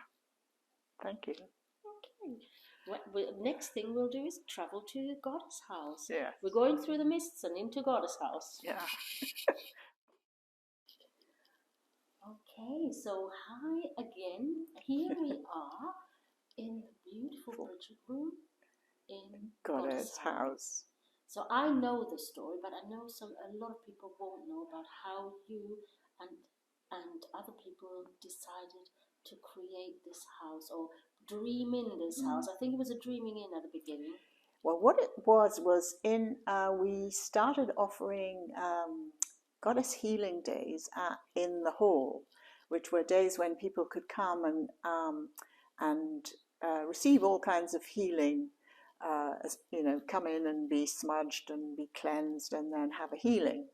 And we did that for a couple of years, and Angie Twiddle was part of the group of healers. And then we began, she and I thought, wouldn't it be great to have a goddess healing center? And we started looking at properties in the town, just going and looking to see what was available. And we went at the same time, a couple of the banks were closing. We went into bank buildings looking at them and found that mostly on the upper floors they were very seedy. So that was quite interesting. And then we walked past this building and we saw that it was for sale. And then we thought, no, it's going to be too expensive. We can't do it. And we kind of then went, okay, it's probably not possible. And then it turned out that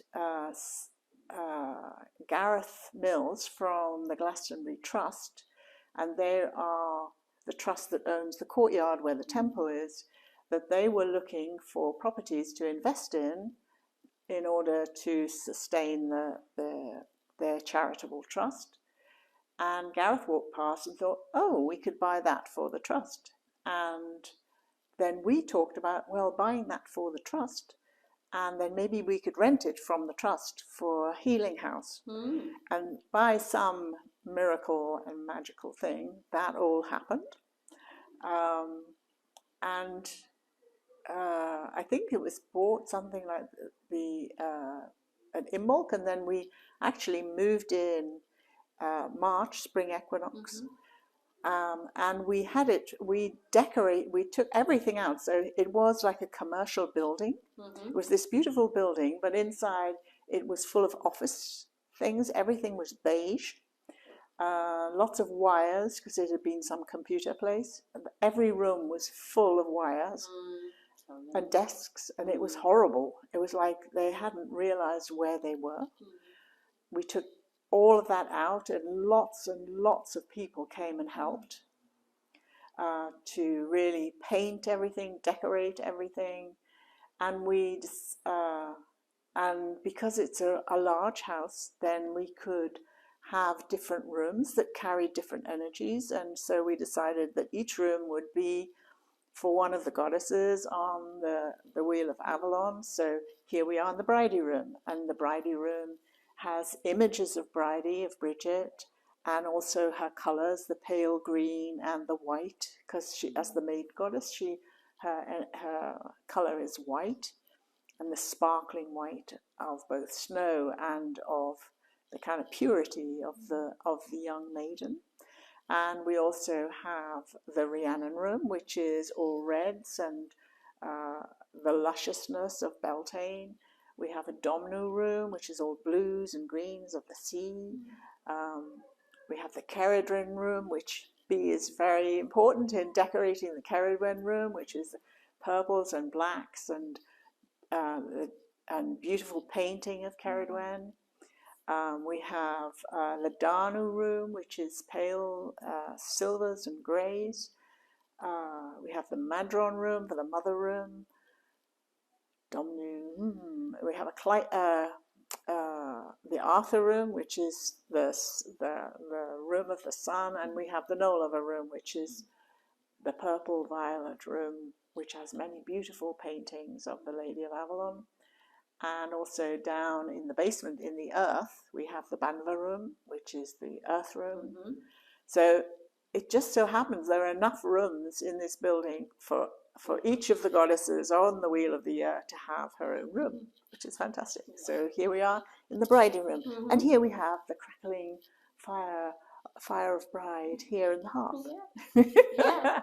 And I remember that you had gotten the okay when we had our orchard gathering, which is the gathering of all the priestesses and priests once a year. And you said, do you want to come to all of us? Do you want to come and have a sneak view? Yeah. And I have got a little video of us all going, ooh, look, we could do this, we could do this. And it really, it put like this fire, it ignited something in everybody that was there. And, everybody had ideas. And I never forget, when you said, I believe it was my suggestion to say that the people who are running the courses should be the ones that should take on the responsibility for the course, for the room. So when I did the Cerridwen room and I revealed it, I remember that you sort of went, oh, this is beautiful, because I think deep down inside you might have been worried everything was going to be black. No. I trusted you. Yeah. I trusted you to make something beautiful. But everybody was, everybody came, we stayed so long, and it was literally 3 weeks, wasn't it, that we had? Loads of people came to help paint and decorate. It was extraordinary. And then within 3 weeks, we were kind of ready to open to the public. And then we called in all the healers and therapists who might want to work here. So there are group rooms here, and there are healing rooms for individuals. And we offer kind of all now, because it's several years now since we began, 5 years, I think. Yeah. And now there are, aromatherapists, body workers, all kinds of massage, all kinds of healing, just, and you name it, you can probably get it here. Very much so. Yeah. We have a lot of beautiful sound healers, people who love crystals, absolutely Yeah. love crystals. But I think what we are most famous for, as I said earlier, was the soul healing. It's, because all the healing actually impacts on the soul, isn't that right? Yeah. I think also when we first began, people were not really so keen to pay for healing, that healing was something that should be free, which is often the case with spiritual work. It should be free. That comes kind of from a sort of monkish ideal of, poverty, chastity, all that kind of stuff. And that if you offer spiritual work with people, then somehow you should just give it. You're supposed to live on nothing and give. And that's really not the way of Goddess. The way of Goddess is that we should all become generous and abundant. And so when we began, people weren't so keen on paying for healing, but because there are some very skillful healers here who have had profound, deep effects on people's lives. So that reputation has spread, and many people now come for actual soul healing. That is not just healing of the body, but is healing of the emotions, the mind, and the soul. Because many people have got very lost in the last few years in one way or another. And it's so important to recenter, to re-find yourself, to find your own soul, and to get connected back to it again. So for me, healing is really about making whole. It is about helping someone to connect again to their own soul's energy, and it's their own soul that really heals them. And you as the healer are able to facilitate that process through generating your own soul. For my thing is, you generate your own soul's energy, and that sets up a resonance within the person who is unwell, and that allows them to connect to their own soul's energy. This is the simple version, which is what heals them. Yeah. And that's the whole premise of it. Yeah. And for many, many people, it really works. It really makes a huge difference in people's lives. I hear that all the time. People in the temple have come here and they've seen people, and they say how wonderful it was. And I mean, we are still doing the new moon healings for free or by donation. And as you mentioned, the Thursday healings are still by donation. So, and we have also, Iona, your beautiful daughter, has introduced the community rate for people who are here in Avalon. So we do our best to help everyone that we can, and it's a joyful house. This is. Yeah, and we don't, that no one should ever be turned away for a lack of money. It's like money. The money is what makes the place function. Allows us to pay for receptionists and all of that kind of thing, and for the healers to live. But really, we want to offer healing to the world. Yeah. And we sent a lot of healing. We sent a lot of prayers and healing during COVID, just basically. And what it is we send it out, and the goddess will put it where it's needed. For me, that's my thing. You know, when I do the Diamond rituals, we generate the energy, and goddess puts it where it's needed the most. I trust that. And a thing I think that people have also found is that if somebody actually puts it out online or to their friends that they need prayers for healing, or a child is ill, or someone is in hospital, or any of those things, and the concerted prayers and thoughts for healing from a large group of people going to an individual makes a really big difference to the time they spend in hospital, how quickly they heal. It's a very powerful thing that happens that people find out about, really. Well, the thing is, I mean, as you know, I've had that experience myself when our twins were born and Sebastian wasn't expected to live. And it was actually, when I came into the hospital, it was very interesting for me to see is how many of the healthcare givers there were very uncomfortable with my being very open about being a priestess and about being healing and hanging crystal bracelets everywhere. They were like, dripping, having to clean them and all this. Of course, we did all of that. But for me, and then the amount of prayers that came our way, and we are just doing that for a young little man. He was born at 26 weeks. He's fighting for his life, and we did a prayer circle here. We lit candles in the temple. We do that, and a lot of people ask us all the time. In the temple, what we didn't show you was that we have a healing board. So in the healing board, people come and put their healing wishes, and we, once a month at the full moon, we burn the wishes and send them up to the goddess. So we do a lot of things for people when they really need their help. Yeah. And even souls who have passed on, we help souls who have passed on. So that's something we did recently, isn't it? Yeah, we so quite often we get asked to pray for the souls of particularly those who've passed on suddenly without warning, or and also people that we know who die, that we hold them in our prayers and thoughts for a certain length of time. And we have their pictures on the altar, on the altars, and a candle is lit. So it's a very holistic approach for all of healing. And for me, being a part of this is just an absolute joy.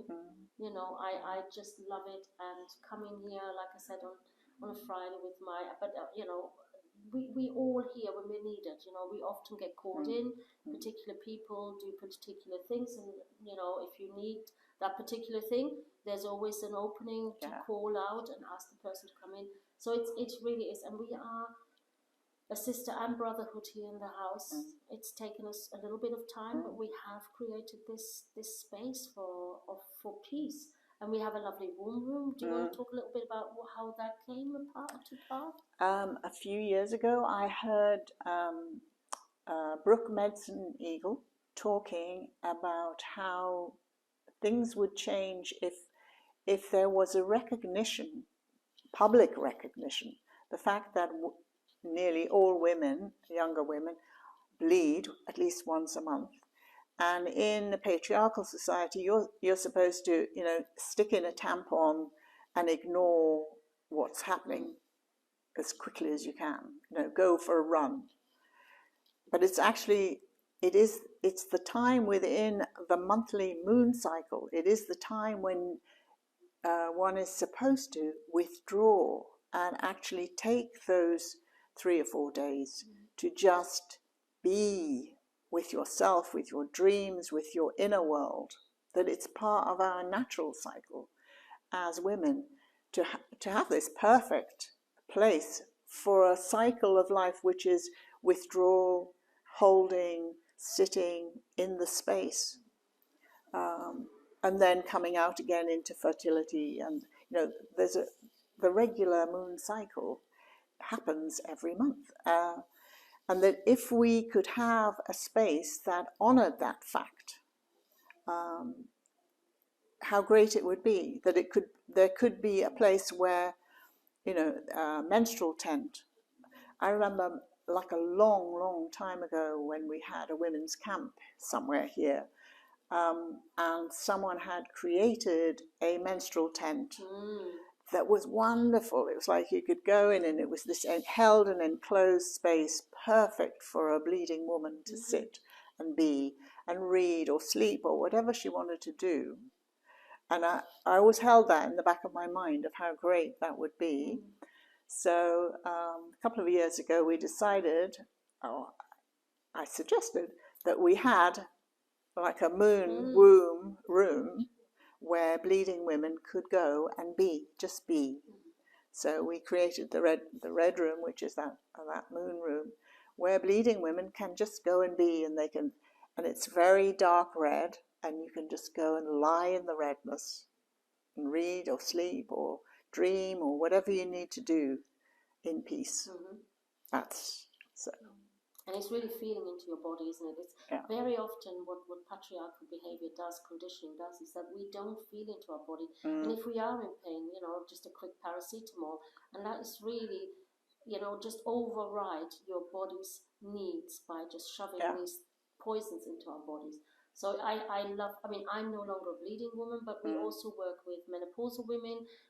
We have a lovely, wonderful herbalist called Mary Bruce, who really helped a majority of the women in this community to get into and through menopause without any troubles. I was absolutely terrified of going through the menopause.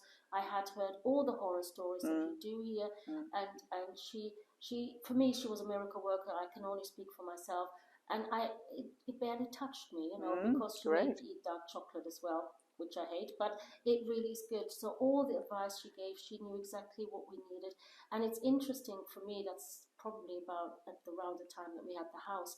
And now it's beginning to filter through the thinking, it's beginning to filter through, there is a massive government initiative in Wales at the moment to see what menopausal women who go through menopause need in terms of help, because often it impacts on the mental health. You get depression, anxiety, some people you get very hot. Yeah, you get very hot. It's very uncomfortable. People laugh about hot flushes, but it isn't fun for those of us who have them. It's not a funny thing. But it is, what we're doing in the grassroots will filter through into the bigger community, and for a government agency to say, we want to know what you need. What they're going to do with it, who knows? But I have to have faith in that something will help. Changes will happen. Because it's, it isn't.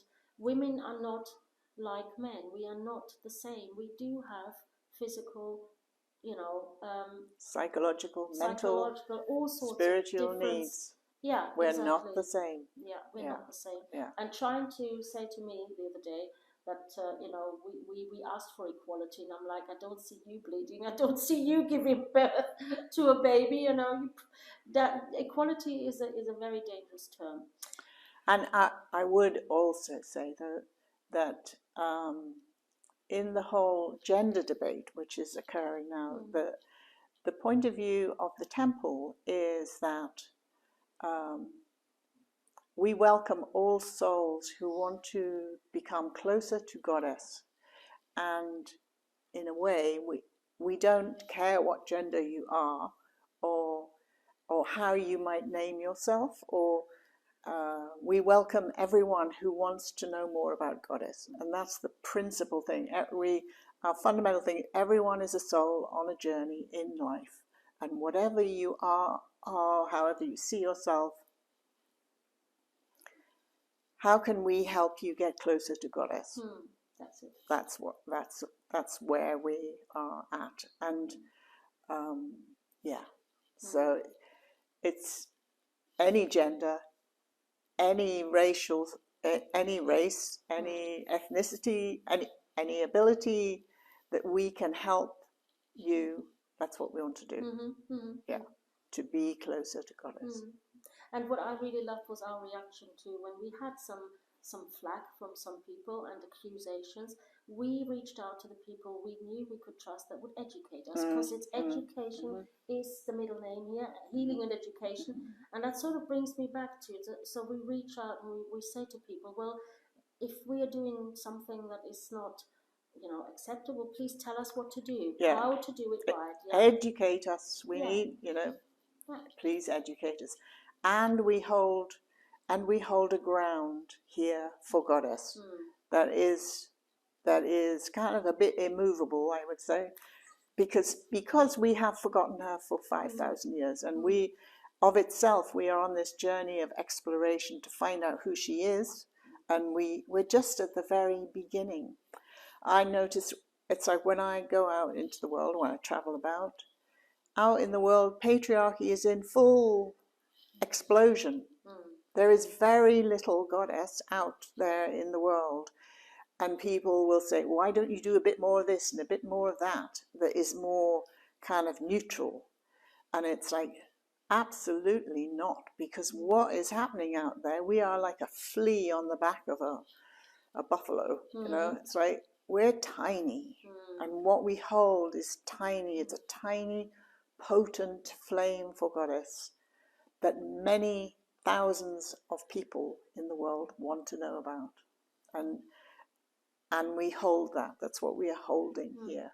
We're holding Goddess in our hearts and minds, and are very willing to be educated about all sorts of things as well. We want to learn, we want to grow, and we hold, our place. And I think it's that anchor that we are, that so many people, even when they're really back home, so they've come here, they've journeyed here, they've had all their experiences, they've been to ceremony, they've had the healing, and then they go home, and then they can see that we are here, we are holding. It's not that we are hundreds here in Avalon. I don't know how many we have here that are constant practicing priestesses, but we have a good number that holds this house.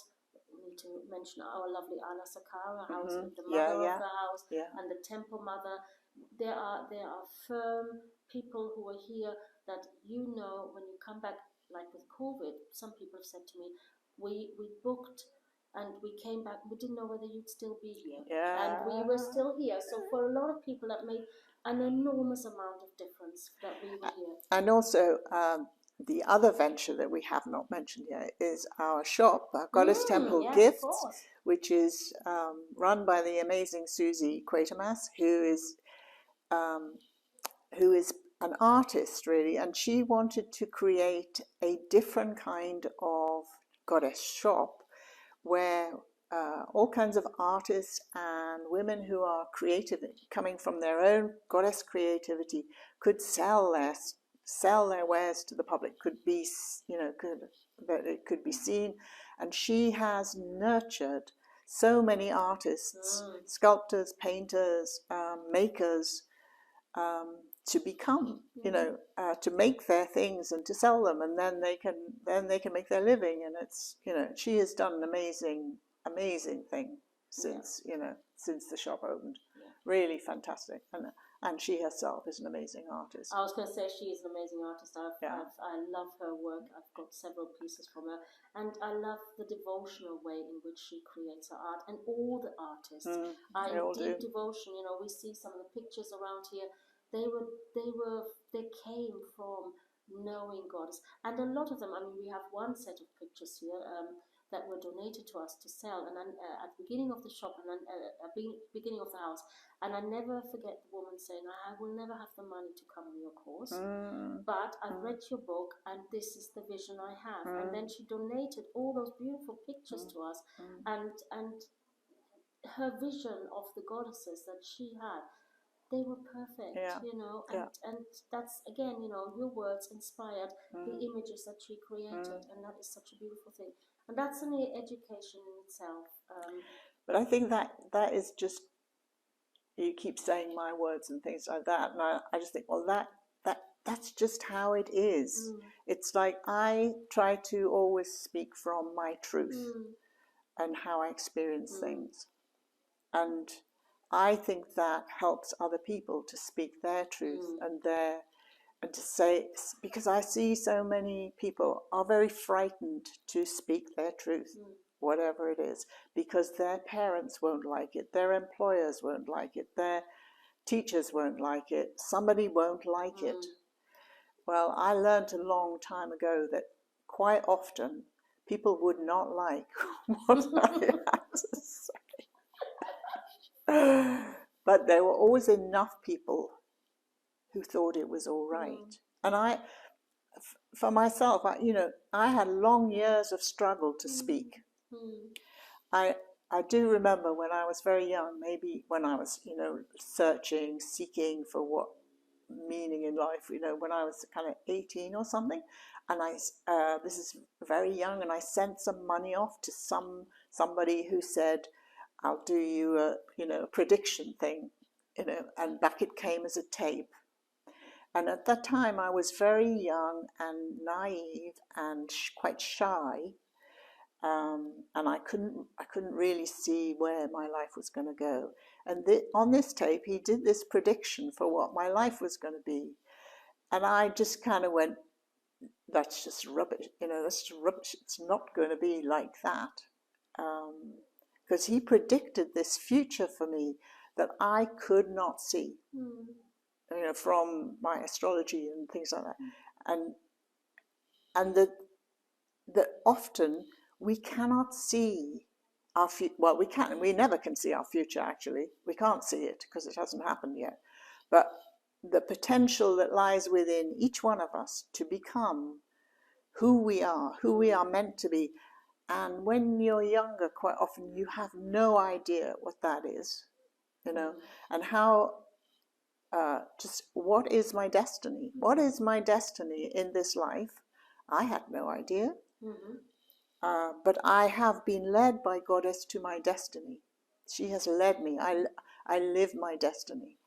But when I was younger, the first half of my life, I had not a clue. So you're not supposed to know everything before you know it. That's the thing I'd say. Your destiny calls. Karma propels, destiny calls, and the moment is now. Oh, I like that. I know. That's fabulous. Yeah. Karma propels, destiny calls. Now is the moment of transformation. So in any moment, your destiny is calling, your karma is propelling. How will you act, think, feel in this moment that will change everything? One of the things that I would like to, if you don't mind me giving a shout out, because when I first came here, I looked up to all of you. I was reading all of you. I came for the seasonal ceremonies, and I spent 2 years driving from Wales to Glastonbury for 1 day only, and my last stop was always the seasonal ceremony. And I looked up to all of you, and I was like, I will never be able to do this. I will never be able to do this. And then I remember seeing the adverts for the conference, and I looked at the price, and at the time, I had been sick, I had been injured during my work. There's no way I could afford it, and there was a ticket for people who had disabilities, and I wrote to you and I said, can I please have one of those tickets? And you wrote back to me. So my bliss was 5 days of the Earth Conference, and I won't tell people what went on, but it was mind-boggling, and I didn't stop anything. I mean, I think I slept a week after solid, but it was mind-boggling for me. But I remember going to a presentation about the Priestess of Avalon course with no expectation of ever having the money for it or the guts to go. And Erin gave her presentation, and I went up to Erin afterwards and I said to her, I would love to do this, but I can't. And she said, why not? And I said, because of my hands. And she looked at my hands, and I said, what's wrong with your hands? I said, nobody will ever want to hold my hands in circle.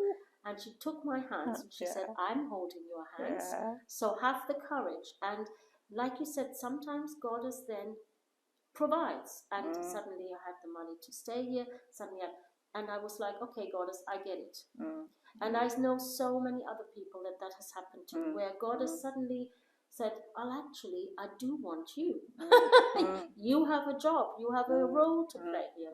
So for me, and that brings us to this center of education and healing, this incredible opportunity that you've created, that a lot of people have created, that we continue to create for people, and hopefully they will come. She calls them. And it only happens because people like you respond to ideas and visions and go, I want to do that as well, and reach up from within their fears and everything to become who you are. So, and it's, you know, in the life of the temple so far, in the 20 years of the temple, so many people have reached up to help, support, join in with, create everything. So it's, you keep saying me, but there's me, and there's these 20 other people, and the 20 changes, but it's like, the only way that we create temples and communities is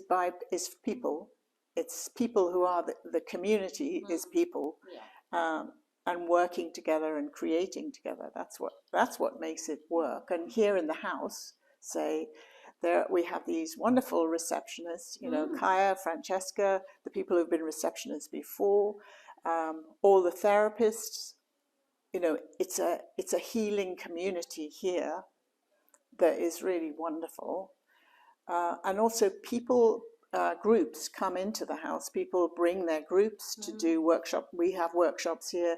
People bring their workshops. People coming from abroad want a space to be in. They come into this room, they come into the other rooms, to hold their circles and their ceremonies here. And that's wonderful, because then and they experience the healing energy of just being in the house, you know. And it's nice it must be nice for somebody who runs a tour to just be able to come into this walk house in. And everything is here. You don't have to bring anything. We've got it all. And it is, you know, the beautiful space and all the devotion, our library where people can come and just read, you know, and just... So what I started to do was, so I've always bought lots of goddess books, any that I could find really. And I had this big collection at home, and then I thought, well, actually they need to be here. They need to be accessible to people. So we started in the Britannia room, we started the library, and that's full of goddess books, feminist books, healing books, rites of passage books. You know, it's all our kind of subject area that you can come and sit and read, or there's a bit of it is a lending library. So because again, education, and what I find is that really, because in schools, in universities, we are not taught about goddess. I was never taught about goddess. And lots of the books that were pivotal for me from the 70s and 80s, 90s, particularly from America, lots of American women writing these books, and they're all out of print now. So it's, and I find that quite a lot of the students who come, they don't know anything. You know, they don't know the past, they don't know the times when goddess was loved and adored, and it's part of the education. But it's like, why aren't we taught? Well, patriarchy wants to stay in control and in power, so it doesn't teach. And all the cultures of the world do not teach about goddess, do not teach about women's empowerment, nothing, you know. So we start where we are. So we have anyone who wants to come and look, we have a really good library here that it includes all my books that came in, and then lots of other people have also donated books to make it a beautiful library. And I think you and I can perhaps agree on many things, but one of the things that we probably agree most on is that one of the most beautiful things to do as a service in this community is to become a Melissa in the goddess temple. In the goddess temple. There is nothing like it. Even ceremonies, I love it because you meet so many amazing people. Hear so many amazing stories. What do you think? So I'm a person, I have Melissa in the goddess temple every week, mostly every week. apart from holidays, mostly every week for 20 years. And it's a freely given service. It's a volunteer service. So 2 hours a week, I am in the Goddess Temple, holding the space, offering her blessings, talking to people, whatever. And I like the thing is, sometimes people come in and say, you must be quiet in there. And I say quite loudly, this is a Goddess Temple. You can do whatever you like here. It's not a church, it's not a mosque, it's not an anything. It's a Goddess Temple. Sing, dance, whatever you need to do, it's all right, Yeah, and it's wonderful. Just so many people come in from so many different places in the world, and it's a real honor to Melissa in the temple every week. I agree with you. I totally agree with you. And it is a lovely thing. And you don't have to be a priestess. No. You will get training. Yeah. You can, if you have time, you can come. We would love to have you. Yeah. And you can do it weekly, or you can do it monthly, or just regularly enough, so that so we can rely on you. And Anna Sakara and Trevor are in charge of the Melissas at the moment, and it just gives you a lovely reason to come to Avalon. Yeah. and to be in Goddess sacred space. It's very enjoyable. Yeah. We do live in a little bit of a beautiful tranquil paradise. Yeah, we live a blessed life. Yeah. This is a blessed life, and I am really grateful for the life I live. Yeah. And we are really grateful for you. And no matter what you say, there is you, and you made this happen because of your vision. And you've inspired us to come and gather and be with you and be part of this. And it is a beautiful thing to do. It's changed my life. Yeah. It's changed my life. It's changed my life for the better. I would like to say, but much better. And it's actually interesting that, I think a lot of priestesses have that. You came here, you met Mike here. I came here, I was on my own. Then my husband came here. Okay. Then my ex-husband came here. Then my daughter came here. Then my grandchildren were born here. We are now a tribe that came to Avalon. It's like, how many more people are coming? Long lost cousins. Yeah. Aunts and uncles.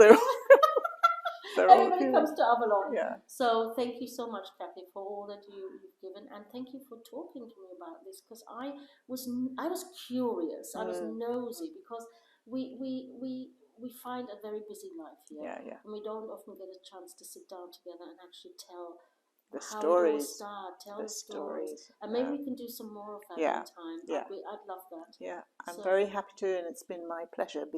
And I'm very grateful to you for all you give to the temple and to everything that we do. I'm really grateful. I think it's wonderful. Thank you. Yeah. Thank you so much, and thank you for letting me ask you all these questions. It's been an absolute joy. Yeah. So I wish all blessings on all of you who are watching this, and do come to Goddess House and have a look around. It's free. You can come and hang out with us. Yeah, you can just walk in and have a look, because there are amazing paintings by all kinds of artists of Goddess. Yeah, it's very beautiful. It's a beautiful place to come. Come to the temple. If you're on a course, come to the Goddess Hall. Come to a ceremony. Just come. Because this is where peace is. This is where love is. This is where Goddess is. Yes. Thank you so much, Kathy. Yeah. Thank you. Blessed it's an absolute. That's lovely. Thank you.